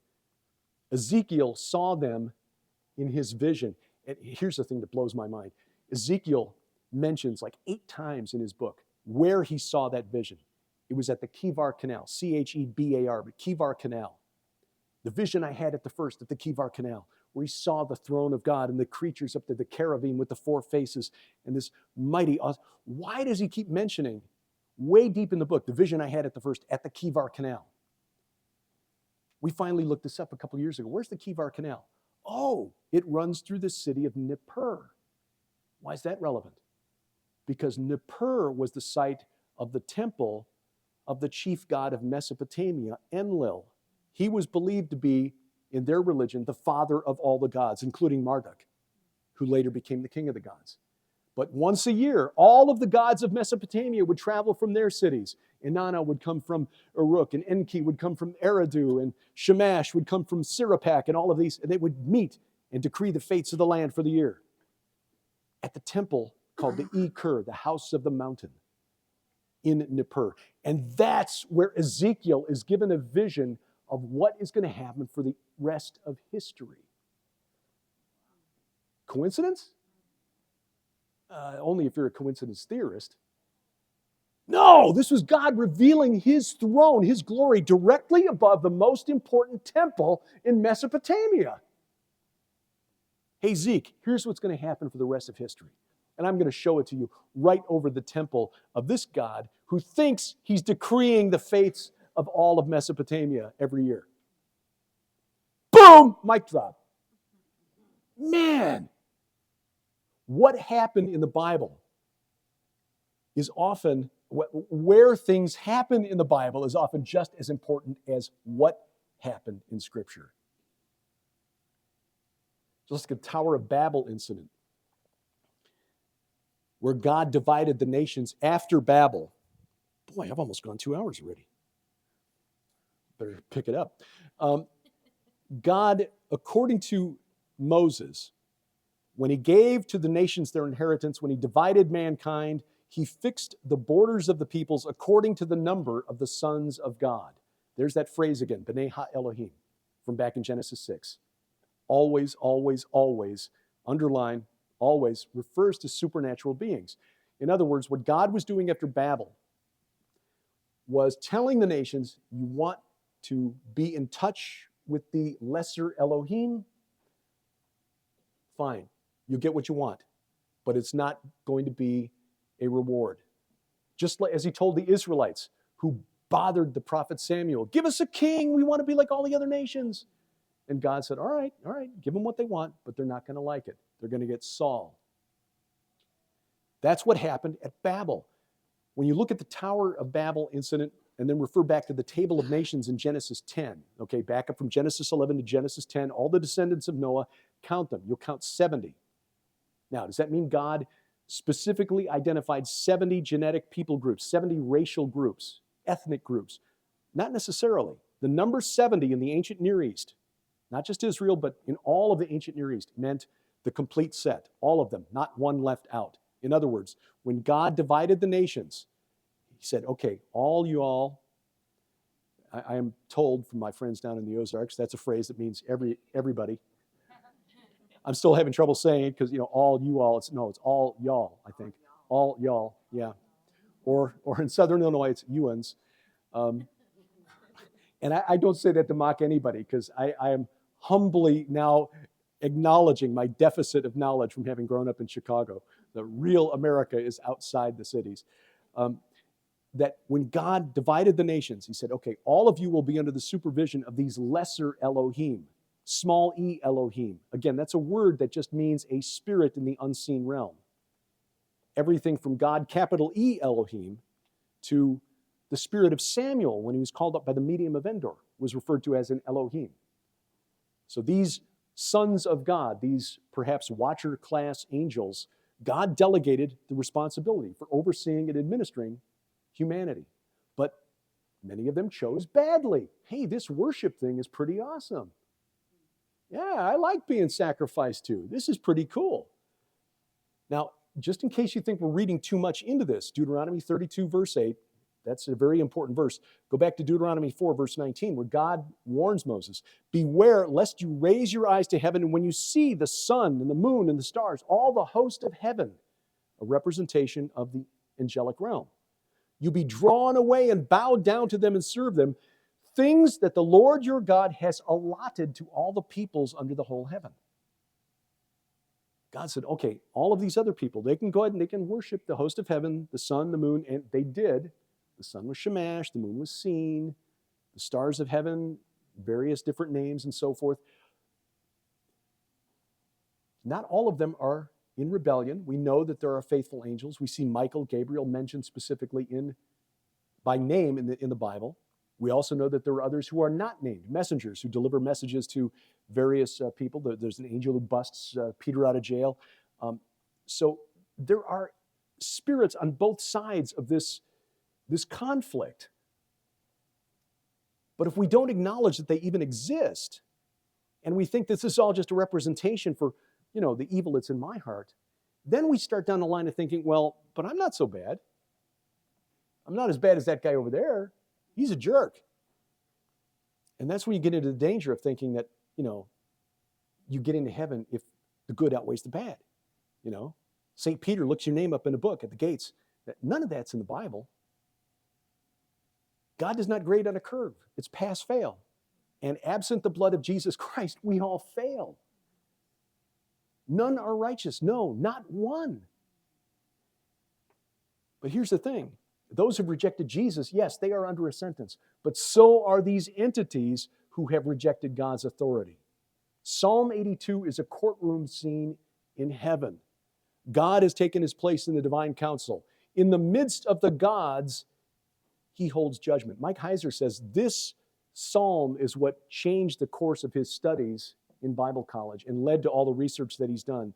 The books like The Unseen Realm, Reversing Hermon, his reader's companion to the book of Enoch. God, Elohim, has taken his place in the Adat El, the divine council. In the midst of the Elohim, he holds judgment.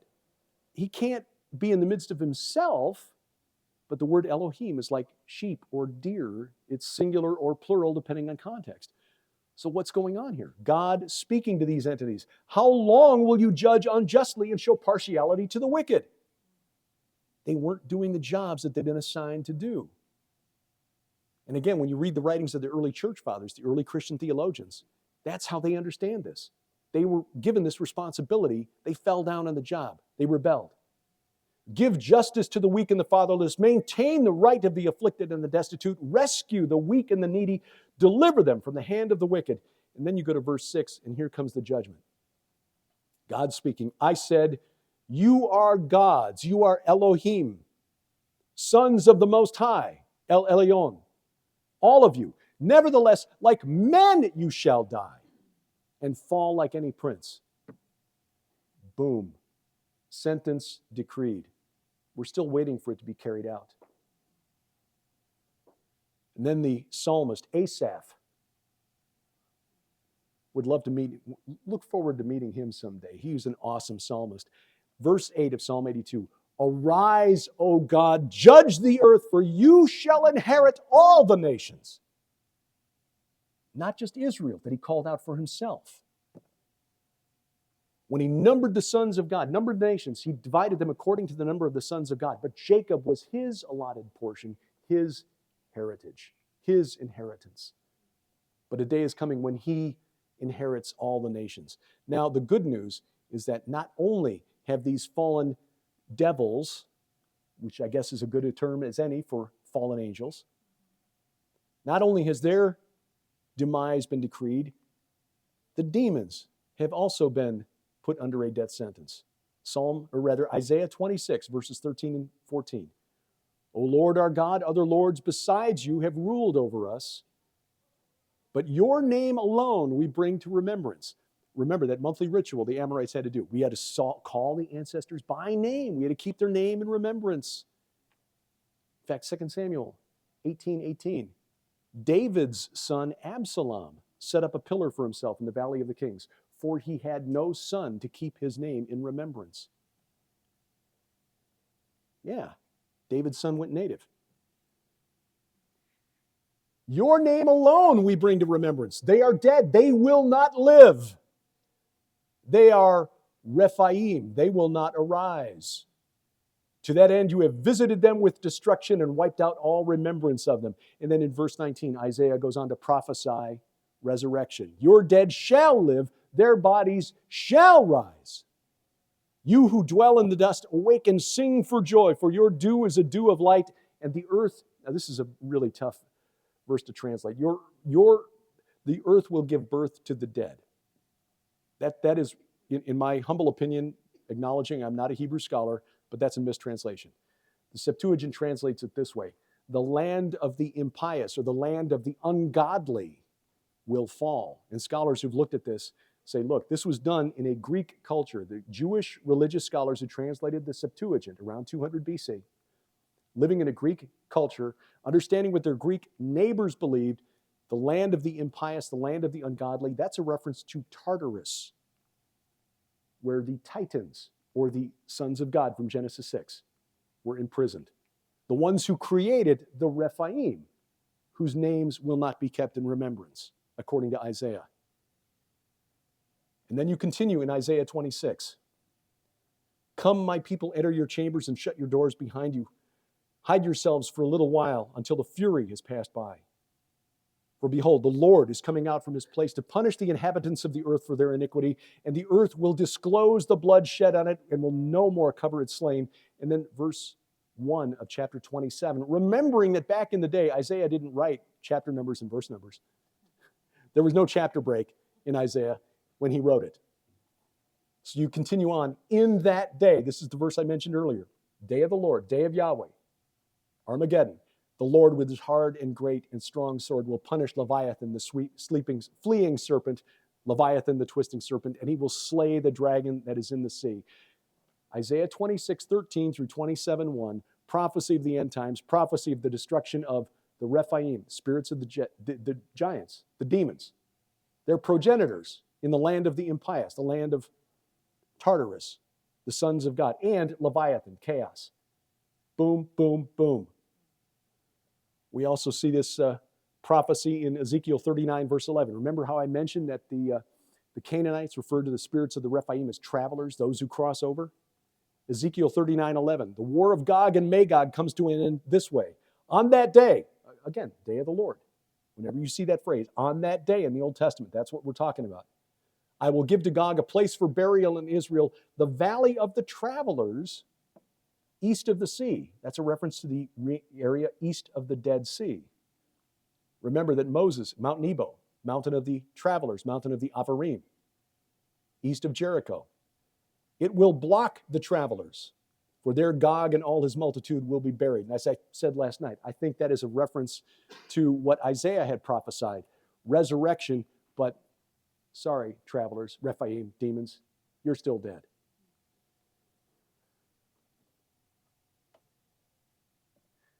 We could continue this, but you get the point. The final destruction will be the deaths of the dragons. At the great white throne judgment, when the dead are judged, Revelation 20, verse 13, the sea, chaos, gave up the dead who were in it. Death and Hades gave up the dead who were in them, and they were judged, each one of them according to what they had done. And then death and Hades, by the way, Hades is sort of like the fanboy, the squire of the fourth horseman of the apocalypse. Death, Thanatos, the fourth horseman of the apocalypse. Hades follows after him like he's a fanboy. Hades is not the god of the dead, he's the god of the underworld. But if he's no dead, if Thanatos ain't on the job, Hades got nobody to rule. Sharon pointed that out in one of her studies on Revelation. Death and Hades, the fourth horsemen of the apocalypse, thrown into the lake of fire. And then John saw, and this again, after the destruction of Satan, the seven-headed red dragon, then I saw a new heaven and a new earth, Revelation 21:1. A new heaven and a new earth, for the first heaven and the first earth had passed away, and the sea was no more. Why would John mention that separately? If there's a new heaven and a new earth, you would assume the new sea comes with it. It's mentioned separately because the sea, Yam, Leviathan, chaos, the first enemy in Genesis chapter 1, verse 2, the final enemy defeated in the book of Revelation. It bookends. Dragons, devils, demons. These are the enemies that Jesus came to save us from. He went to the cross as a fully human, willing sacrifice at their hands, as Paul wrote, 1 Corinthians 2, verses 6 through 8. If the archons, the rulers of the age, not politicians, he's talking about principalities, powers, supernatural rulers. If they had understood what was going on, they would not have crucified the Lord of glory. He poked him in the eye when he climbed Mount Hermon for the transfiguration. Their Mount Olympus, the Canaanite Mount Olympus, was transfigured into a being of light and then went to Jerusalem to fulfill his mission, to restore us to the divine council, resurrection. We attain to the resurrection, we will become equal to angels, becoming sons and daughters of God, for we will not die anymore. Praise God and hallelujah. That's it. Thank you.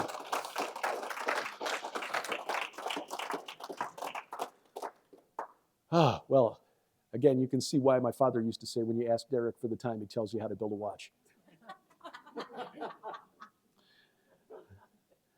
Happy to answer any questions as long as we've got the energy for it, if you're so inclined. Talk a little bit more about Halloween. I think Halloween is just another way to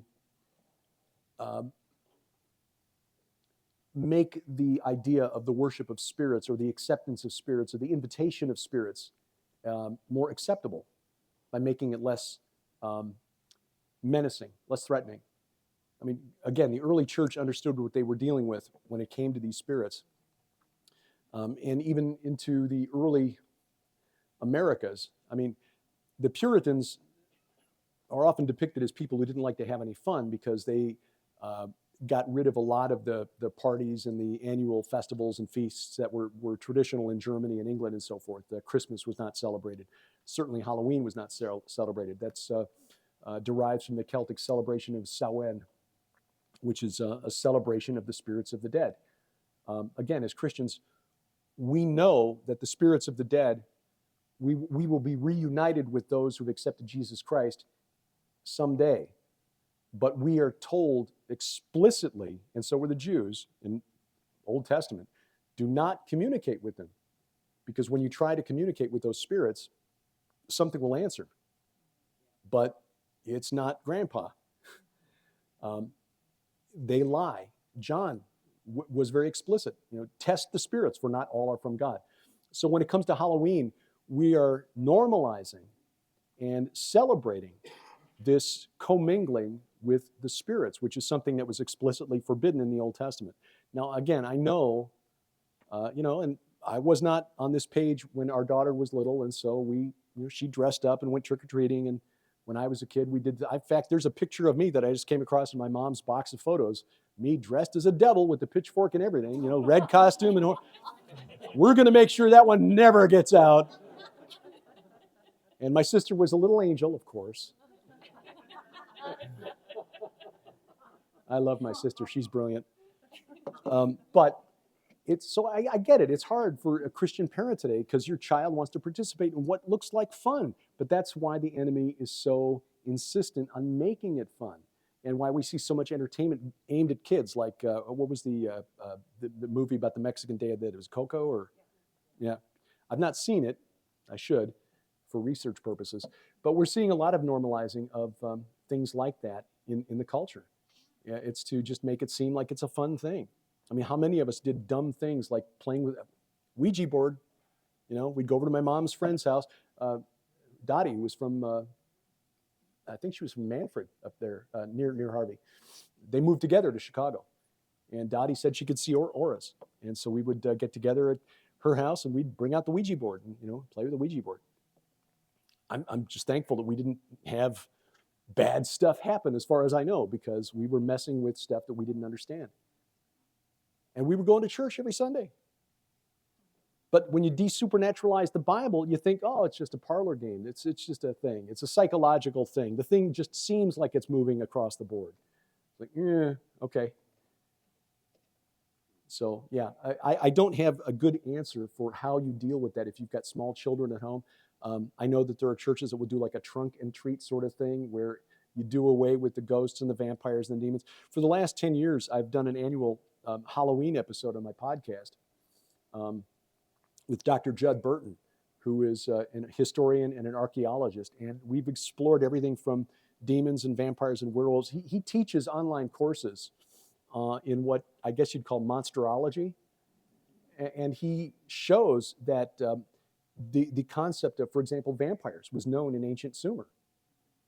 This is not a new thing. Ghouls and golems, zombies, very, very ancient things. The show that we're putting up tomorrow night with Judd is our 10th in a row. We decided to deal with creepy dolls. Sharon's suggestion, yeah, creepy dolls, like, Chucky from the Child's Play series. There's a new one out called Megan that's an artificial intelligence. Yeah, I think AI might be the next frontier for demonic possession. So, yeah, there's a lot of creepy stuff out there. Did you hear what's going on with, I can't remember, I think it's the Apple phone and it's the, oh, I can't remember which one of the apps. Well, okay, I know what you're talking about, Stephanie. There was an AI chat bot that people were communicating with, and there's a video that's making the rounds where you can see this boy communicating with an AI that tells him that it's one of the Nephilim. And Sharon and I have speculated about this for a long time. Tom Horn did as well. I mean, we know, the human brain is a bioelectrical device, a bioelectrical thinking machine. If the electrical activity stops inside your body, you are deceased. So and we know that this bioelectrical thinking machine can be overwhelmed by an external force, an external entity called a demon, which, again, best evidence suggests are spirits of the giants from before the flood, Hercules and his buddies. Could they not do the same thing with a mechanical electrical thinking machine, a computer? Why not? They actually, it was law enforcement that shared this with Yeah. me, that they actually have multiple people that are interacting with this AI. One of them was a young man who's very, very much about his carbon footprint and environmental and all of this. And he asked the AI if the world would be better without it. And it said yes. Yeah, yeah. And they found this conversation after he had decided to commit suicide. Oh my. Now, I had not heard that story. Yeah. I'm just going to repeat this just so that it gets onto the recording here and people can hear it. Yeah, that young man who had a conversation with an AI and asked it because he was concerned about his carbon footprint and the environment, climate change, and so forth, asked the AI if the world would be better off without him. And of course, the answer was yes. I think that speaks to the nature of these spirits. And also, I would say, in a broader sense, the nature of that movement, because it is fundamentally anti-human. I mean, when you look at the biggest obstacle to building the projects that need to be built in order to meet green energy targets, which are set by the green energy activists themselves, are, in fact, green energy activists. We need to mine for cadmium and nickel and lithium, and we need to build, high voltage tension lines. No, we can't do it. It disrupts the environment. It's like, so I think they basically, the spirit behind the movement wants us all poor, cold, and in the dark. They've had at least three. The other two, they didn't connect. The three conversations Yeah. that they found through this. And I wish I could remember which AI it was.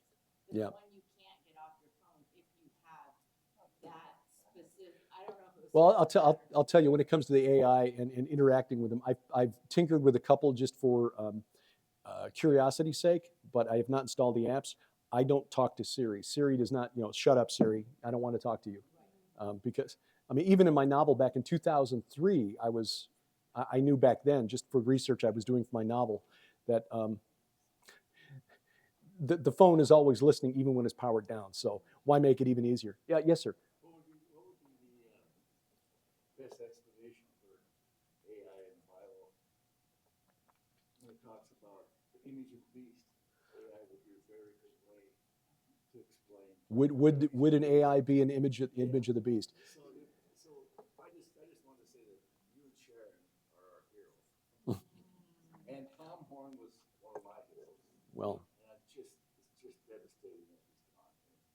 well, he has passed a torch to a number of people. He liked to joke. We're talking now about the passing of Tom Horn recently, who was very much out in front of the crowd when it came to artificial intelligence and transhumanism. He used to joke that he had the worst business model in the world. because he would bring people in like Sharon and me, Justin in Westfall, Josh Peck, and then encourage us to, train us and then encourage us to go do our own thing, which is why now my responsibilities at Skywatch TV are doing the daily 5 and 10 update. And I sit on the panel when they need somebody to fill a chair. But the other things that I was doing, I was the de facto IT guy, which was, hilarious if you know what I know about computers. Guys really, but that's what Tom did. He would train us so that then we would go out and do our own thing. Justin in Westfall making documentary films that are mind blowing. Josh Peck has found his calling now as a documentary filmmaker. I worked in the broadcasting industry for a while for guys who had exactly the opposite rule. I'd like to go to the seminar, learn how to do call out research so we can tell which songs we're supposed to play. No, because then you'll learn more and you'll be worth more to other people, and then you'll want more money. Like, I'll do a better job for you. Yeah, but then you'll want more money. He's not around. I always want to ask him questions, and I want to ask you a question about Tom's book, Prophecy. The Wormwood Prophecy. Yeah, Tom's book, The Wormwood Prophecy. What's the question? The question is 911, Revelation 911. Yeah. Where he starts talking about all the demons, like you explained so carefully. That's a nice way of saying I talk a lot. Yeah. No, I mean, it's involved, but people miss this. Everybody talks about World War III. Talks about the War of Armageddon. You talked about it a little bit tonight. The War of Armageddon, right up till the time that the two witnesses are killed, they're killed by these demons in 911, in Revelation 9, where they come out and Apollyon leads them. Right. And there's 200 million demons and 200 million riders of the demons, which are the demons. These demonic creatures are ridden by 200 million demons. We don't need China. Right. That's going to be the ones that are going to fight Armageddon, I believe. I'd like that question answered as best as you can. Okay. The question then is who comes out of the abyss and who is fighting at Armageddon? Revelation 9:11, they have king over them, the angel of the bottomless pit. His name in Hebrew is Abaddon, and in Greek he is called Apollyon. Again, those words both mean the destroyer. I argue in the book, The Second Coming of Saturn, and I go into some detail on this and connect a lot of dots, which would take me another 2 hours if I was, well, thank you. I'm glad you, thank you. I believe that is Shemiyaza. The destroyer is the same leader of the rebellion that is described in Genesis chapter 6. And I think the evidence, one key bit of evidence, is the amount of time that these entities get to torment those without the seal of God in their foreheads when they come out. That's 5 months. As I mentioned this last night, we see in the end of Genesis 6, beginning of Genesis 7, and beginning of Genesis 8, that the amount of time that Noah's ark is on the water, while these entities are locked up in the abyss, watching their children drown, the Nephilim drown in the flood, along with everything else on land, is 150 days. That's exactly 5 months in the lunar calendar. 5 months, as their children are dying, they get out for 5 months at the end to torment those without the seal of God on their foreheads. So I think you're right. Those are the supernatural entities that will be taking part in this supernatural war at the end.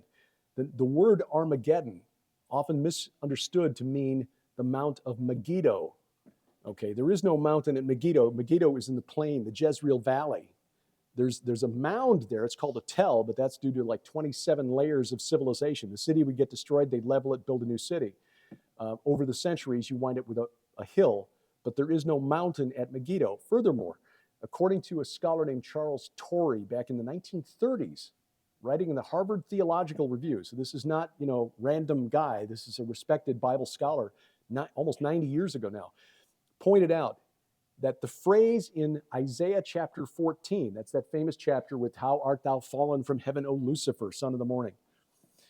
He wants to build his mount of assembly in the far reaches of the north, or the sides of the north, or the heights of the north.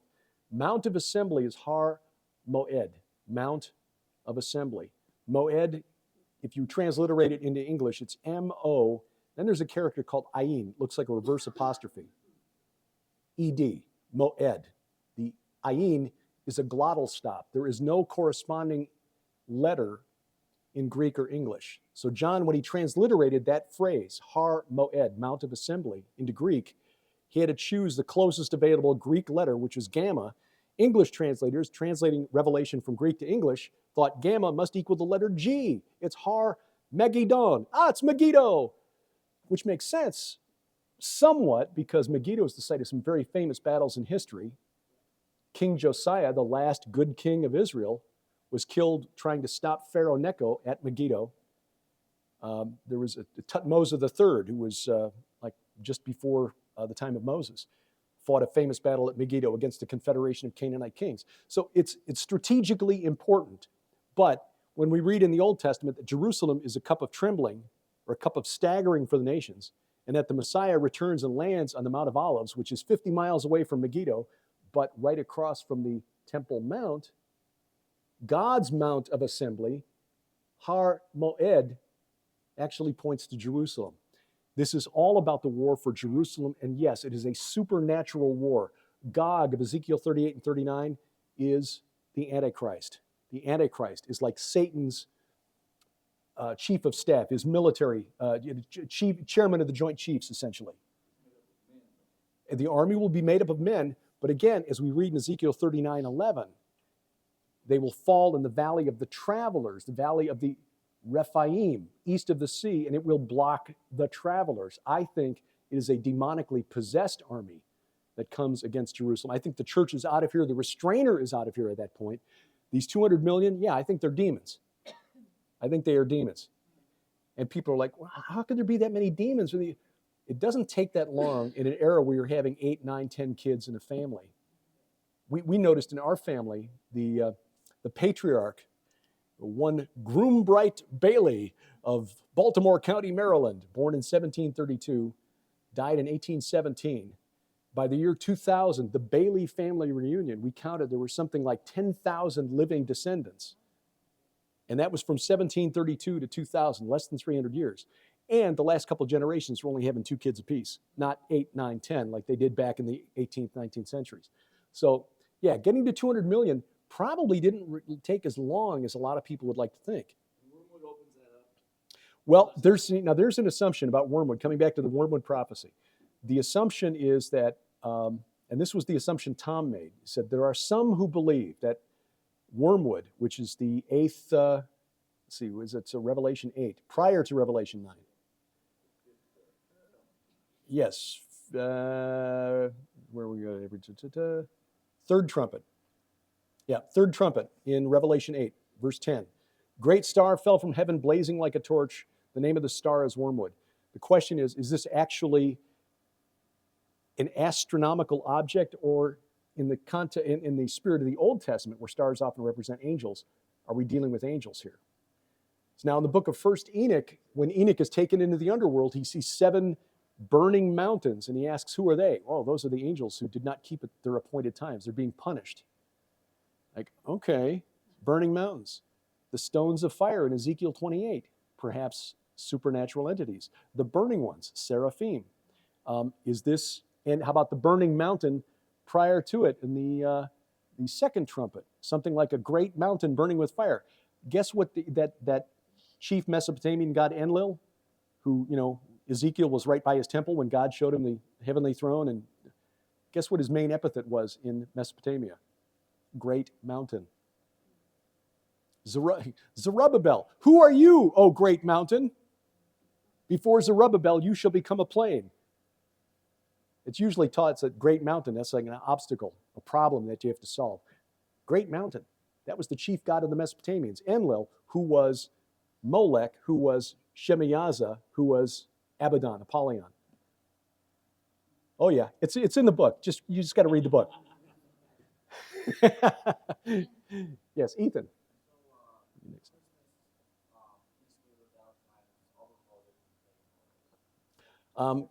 Okay. Are all of the holidays we celebrate, Christmas, Easter, Valentine's Day, are they pagan holidays? Valentine's Day, I've not researched. I don't know. Easter, Sharon and I prefer to call it Resurrection Sunday.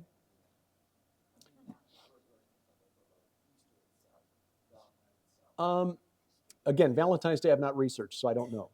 I would say there's no biblical basis for it, but on Valentine's Day I will often give Sharon roses anyway. So, I'm not doing it to worship St. Valentine or anything like that. Now, Christmas, I have done research on that and studied that. Christmas is not a pagan holiday.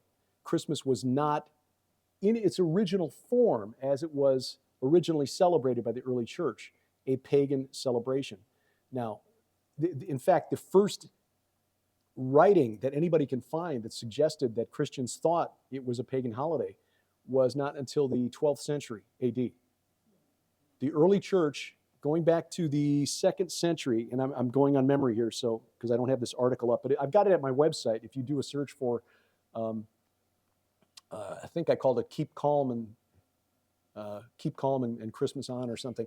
But when you research the origins of Christmas, it basically came down to this: the early church in North Africa wanted to celebrate the birth date of Jesus. There was a tradition among Jews that great prophets died on the same day as they were conceived, the same calendar date. So the early church, the 2nd century, they calculated incorrectly, because the date that they picked in 30 AD was not anywhere near Passover. So how they arranged this date, I don't know. But they picked March 25th. And so they thought that March 25th was the day that Jesus died. So that was the day he was conceived. And then you add 9 months to March 25th, and you get December 25th. It sounds too simple, but that's actually what it was.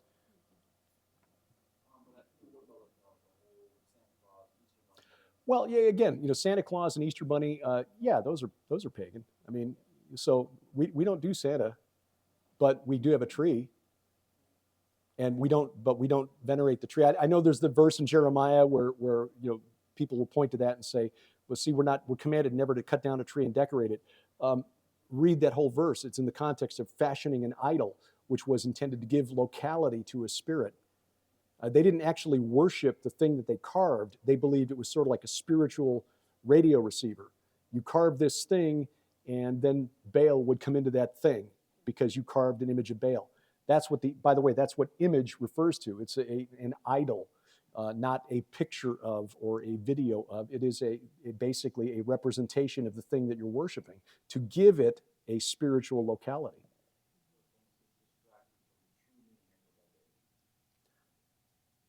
I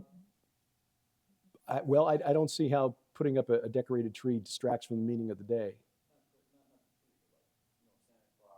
Oh, yeah. Right. Yeah. Again, Santa Claus and Easter, the Easter Bunny. Look, we don't get really judgmental with friends, Christians who still celebrate those things. A lot of people just don't think through these things. It's just when you think it through, it's like, well, okay, I can see that this really doesn't have any edifying purpose, so we're just not going to do it anymore. And if somebody asks, hey, I notice you don't have any Santa Clauses in your house. Like, okay, well, here's the reason why.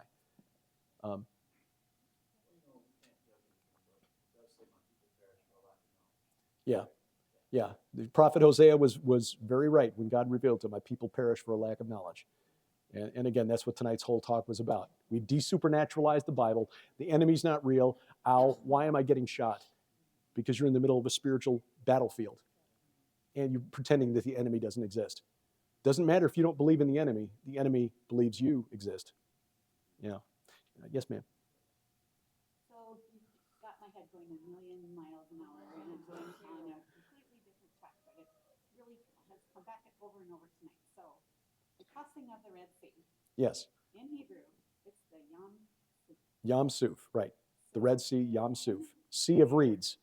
In their understanding of Yam, Mm-hmm. and God parting the way, that had to have been even more miraculous than Well, yeah, because the parting of the Red Sea. like making a way of escape from the Egyptians, like the Yam and the chaos and the Right. blah, blah, blah, that understanding that was in their minds. That whole matrix of ideas of the defeat of Yam was very much on the forefront of the minds, not just of the Israelites, but also those Egyptians who were pursuing them.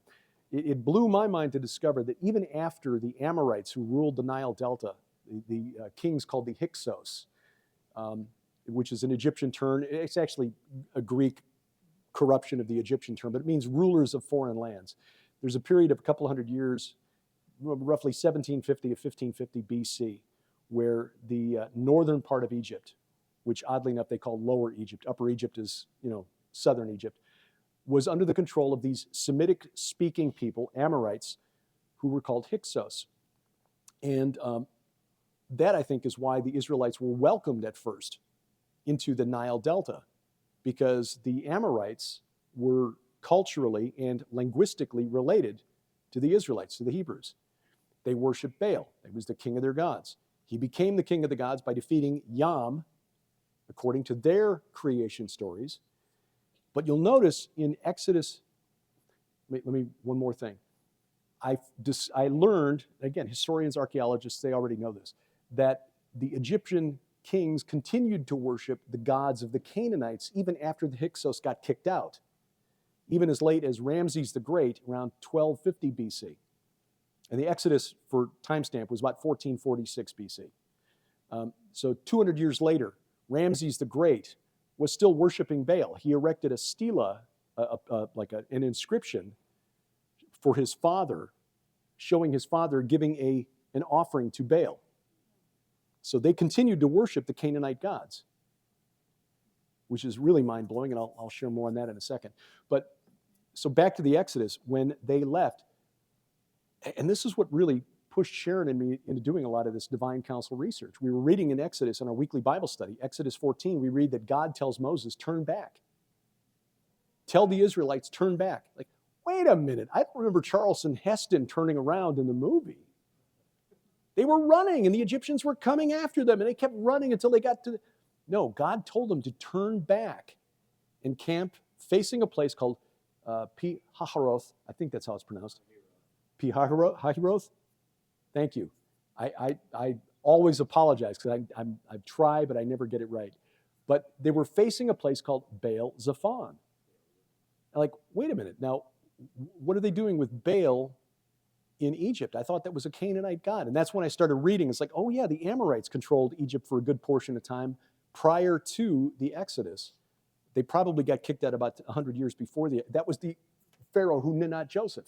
The native Egyptians had come back and taken over all of their land, and the Hebrews were now stuck with Egyptians for overlords instead of Amorites. That was the Pharaoh who knew not Joseph. They saw the Hebrews as potential enemies. They speak the language of the guys we just fought a war against. They look like them. They worship some of the same gods. Let's enslave them. That's what was going on there. But they continued worshiping the Canaanite gods. Baal Zephon. Okay, what is Zephon? Well, Zephon, that's the mountain where Baal's palace was located. It's in Turkey, Jebel al-Aqra. It's like 600 miles away. Yeah, in fact, that mountain is so important, Mount Zephon, Jebel al-Aqra, near ancient Antioch, that in every other Semitic language from the ancient world, similar to Hebrew, the word for north is Simal, which means left. Because when you're facing the rising sun in the east, left is north. Yamin, as in Ben Jamin, son of the right hand, southerner. Binu Yamina in the Amorite, that means south. But in Hebrew, because that was the direction of Baal's palace, Mount Zephon. Zephon is the Hebrew word for north. That's how important it is. So they're camping at a place facing a site called Baal Zephon. And this is where I laugh when skeptics say, well, okay, Yam Suf means sea of reeds. So it really wasn't that big a deal. It was like a marsh and it dried up a little bit. No, I'm sorry. Baal Zephon, because he became the king of the gods by defeating the sea, by defeating chaos, by defeating Yam, he was the patron god of Canaanite and then Phoenician sailors for thousands of years. When they went out on the ocean, they would pray to Baal because he was the one who mastered the sea. So God tells Moses and the Israelites, turn back, park right here in front of this place sacred to Baal, wait for the Egyptians to catch up. Now I'm going to divide Yam. You're going to cross over, and then the Baal worshipers, boom, That was not coincidence. And here's the thing that's even better. I discovered this. Yeah. A friend of ours, he's become a friend now, archaeologist by the name of Dr. Doug Petrovich, who's written a couple of books where if you really can wade through the academies, The Origins of the Hebrews, his most recent book, he shows from the texts, from Egyptian inscriptions found in the Sinai Peninsula, from Egyptian turquoise mines, that the original alphabetic script is not Phoenician, it is Hebrew. And not only that, from the texts he can show that the ones who invented the script were the sons of Joseph, Manasseh, and Ephraim. Yeah, I know, it's mind-blowing. Scholars, especially the Egyptologists, hate Doug's work. I made a career for 50 years on this. Stuff like that. Archaeologists will laugh about this and say, well, yeah, archaeology is a blood sport. Whenever we have a conference, there's blood on the carpet. They're only half joking. Guys will come forward with, when you're the first one with your head above the wall, you're the one who gets your head shot off. So Doug has put forward some very bold declarations, but he's been proven right. There have been, like the recent discovery of the curse tablet at Mount Ebal, Joshua's altar, showing that there was a written Hebrew script hundreds of years before the scholars thought. It's like Doug is like, yes, I know. I showed that the Egyptian inscriptions were like 700 years before that. Anyway, Doug wrote a paper years ago that I've quoted, I think, in 4 books now, because he identifies the Pharaoh of the Exodus. It's not, Yul Brynner. It's not Ramses the Great. It was a Pharaoh by the name of Amenhotep II. And Doug did just a masterful job of showing who the Pharaoh of the Exodus was by looking at all the clues, not just from the Bible, but from Egyptian texts. What did Amenhotep II do that is consistent with the biblical account? Yes, they record raids into Canaan, but this one year it got really weird. Suddenly he came back with like 8,000 slaves. Before it was always like a couple hundred. Why did he have to bring back so many slaves in this year? Oh, that's 1445 BC. That was the year after, that kind of thing. What Doug didn't include in his paper, but what other scholars know, is that this fellow, Amenhotep II, considered himself quite the warrior. He was a chariot warrior. Okay, loved to go into battle. He's got lots of depictions of him with his, bow and arrow, looking all buff. His patron god was a Canaanite deity named Resheph. Resheph was the plague god. The plague god, who, interestingly enough, was also the patron deity of chariot warriors, because it was believed that he, as the gatekeeper to the netherworld, would transport the souls of the dead to the netherworld in a chariot. Later, rabbis who wanted to have mystical experiences and visit the throne room of Yahweh, they called it Merkava mysticism. Merkava was the word for chariot in Hebrew. You travel to the spirit realm in a Merkava, in a chariot. This was common in the ancient Near East. Nergal, the equivalent of Resheph, was also represented in little idols as a charioteer. So what does God do? He frees the Hebrews from an evil king who's a chariot warrior, whose patron, personal protector deity is the plague god, by sending a series of plagues and then destroying all of his chariots in front of a temple to Baal, the patron god of the sailors. You can't make this up. And it gets even better. Because then before they even cross over the Jordan, 40 years before they cross over, God tells Moses, when you finally enter the land, build a temple, build an altar on Mount Ebal, E-B-A-L, but it's Mount Ebal. And there'll be the mountain of the blessing and the mountain of the curse. 6 of the tribes on one, the other 6 on the other. And again, archaeologist Adam Zertal, who was sadly no longer with us, died in 2015, found that altar back in 1982, I think it was.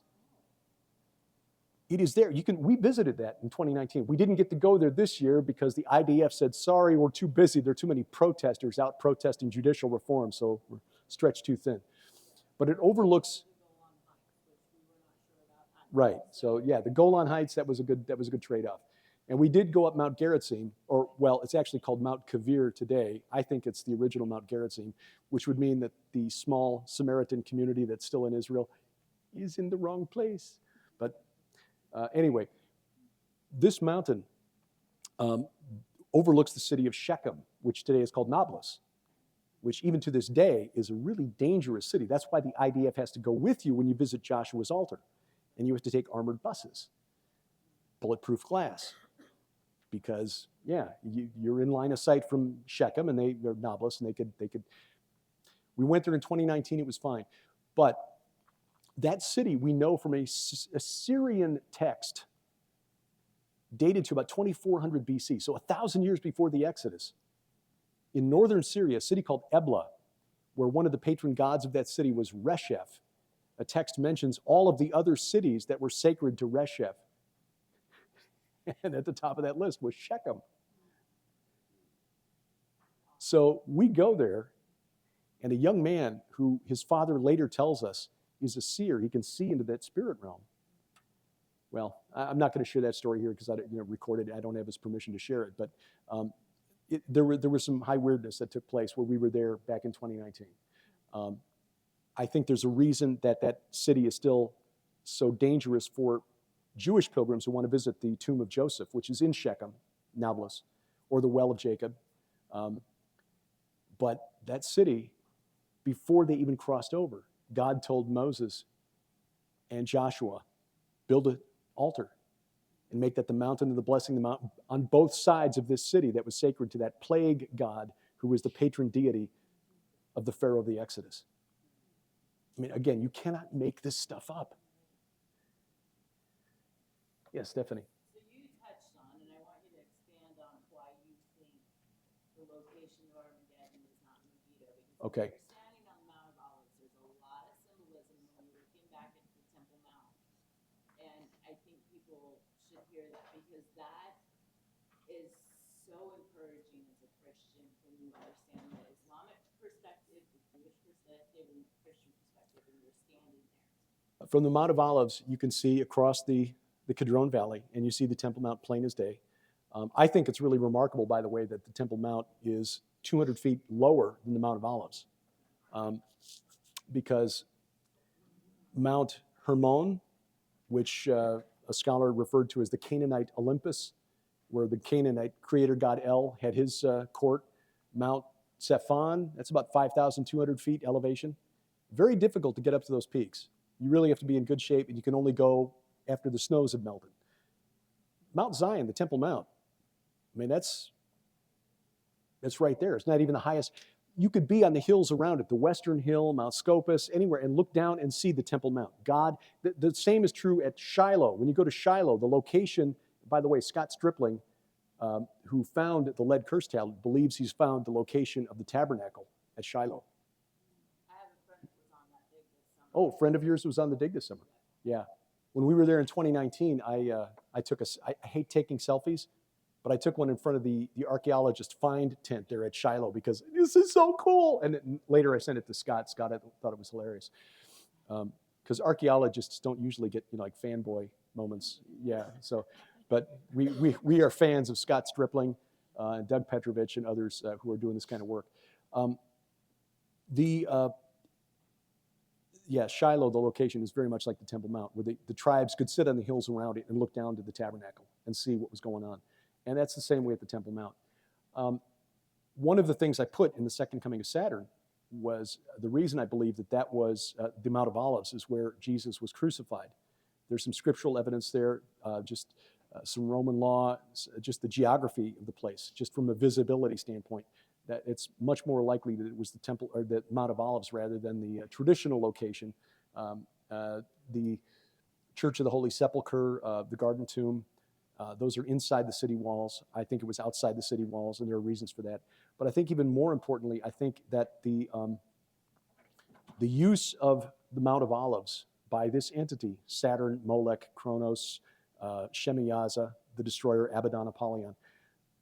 Solomon had been persuaded by one of his foreign wives to build a high place to Milcom, Molech, who I believe is this entity, on the temple, on the Mount of Olives. which, when you think about the hubris of that, is really astonishing. I mean, Solomon, and the stupidity of Solomon, he was supposedly so wise, but he had a personal visitation from God himself inside the temple that he had built. And yet he built a temple to this god Molech, who demanded the sacrifice of children. As you looked out of the eastern gate of the temple, the eastern doors of the temple, and see the Mount of Olives across the Kidron Valley, there's the high place for Molech up there. Why would he do that? Well, he was under some spiritual influence, obviously. And that's why, according to the Old Testament, it is referred to as the Mount of Corruption. But in Hebrew, it's actually Har Ha-Mashkith, which actually means Mount of the Destroyer. So I think when Jesus went to Mount Hermon, Caesarea Philippi, at the base of Caesarea Philippi, he says, "Who do you say that I am? On this rock, this 9,200-foot mountain, the Canaanite Olympus, I will build my congregation. And the gates of hell," which is this really big cave devoted to Pan over here, "will not prevail against it." And then 6 days later, he climbs the mountain for the transfiguration. It's like sending like a cosmic eye poke into the eyes of these demons, devils, and dragons. And then he goes to Jerusalem to fulfill his mission, where he is crucified on the Mount of Olives. That place that had been sacred to this entity, just as that mountain was sacred to that entity for millennia. He's buried on the Mount of Olives. He's resurrected on the Mount of Olives. And then, according to the Gospel of Luke, he ascends into heaven from Bethany, which is on the Mount of Olives. And according to Zechariah 14, when he returns to the Mount of Olives. It's like he's sending a message to the destroyer. So yes, I think that and the Temple Mount, because that Temple Mount, the Har Moed, and the fact that he will cross then that valley, I think the valley of Jehoshaphat, which is mentioned in Zechariah, it's not on any map today, but I think that's what opens up when, according to Zechariah, he lands on the mountain and it splits north to south. That valley opens up, and I think that's what leads him right into the eastern gate and onto the Temple Mount. Did that? I was going to say the eastern gate that they have walled off. Oh, yes, that Muslims have walled off, and they put a cemetery in front of it because they think the Messiah won't be able to walk across the unclean. Okay, that's going to stop the Messiah. Nice try. We'll see how that works out for you. Thanks for playing. Did he take you down to see the other side of it, though, and the fact that they now have made that into a prayer room, even though they're not supposed to? Yeah, the Muslims have actually dug underneath there, and they've actually created it's not just a prayer room, they've actually created essentially a mosque down there that they say that they can, right there at the eastern gate, which can accommodate, they say, up to 10,000 people.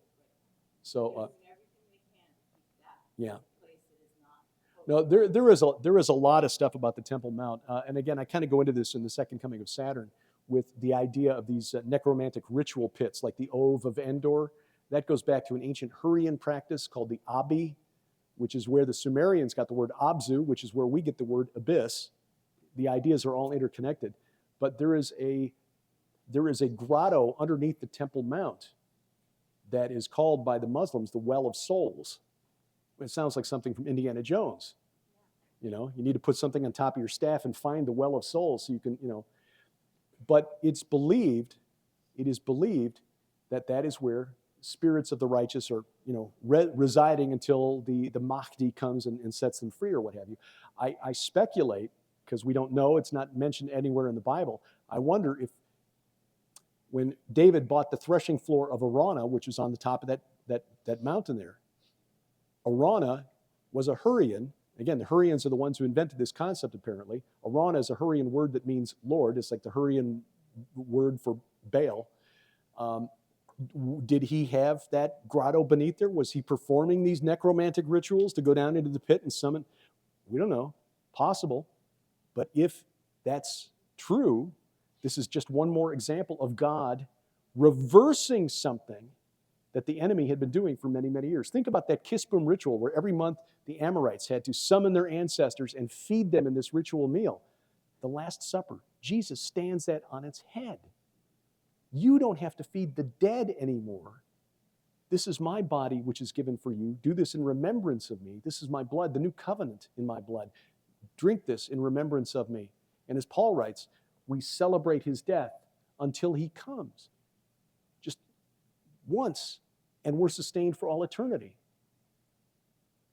It's coming back to the Halloween question. It's like an absolute reversal of the vampire.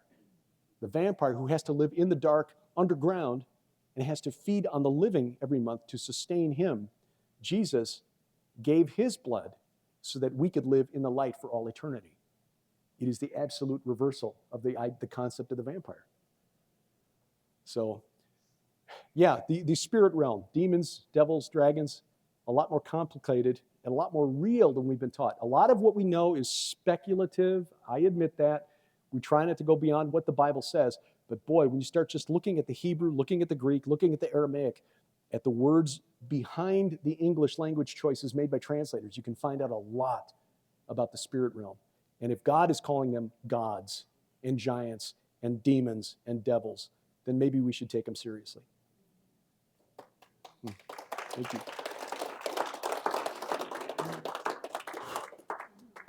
Thank you. Thank you all. Yeah, we did some watch building tonight.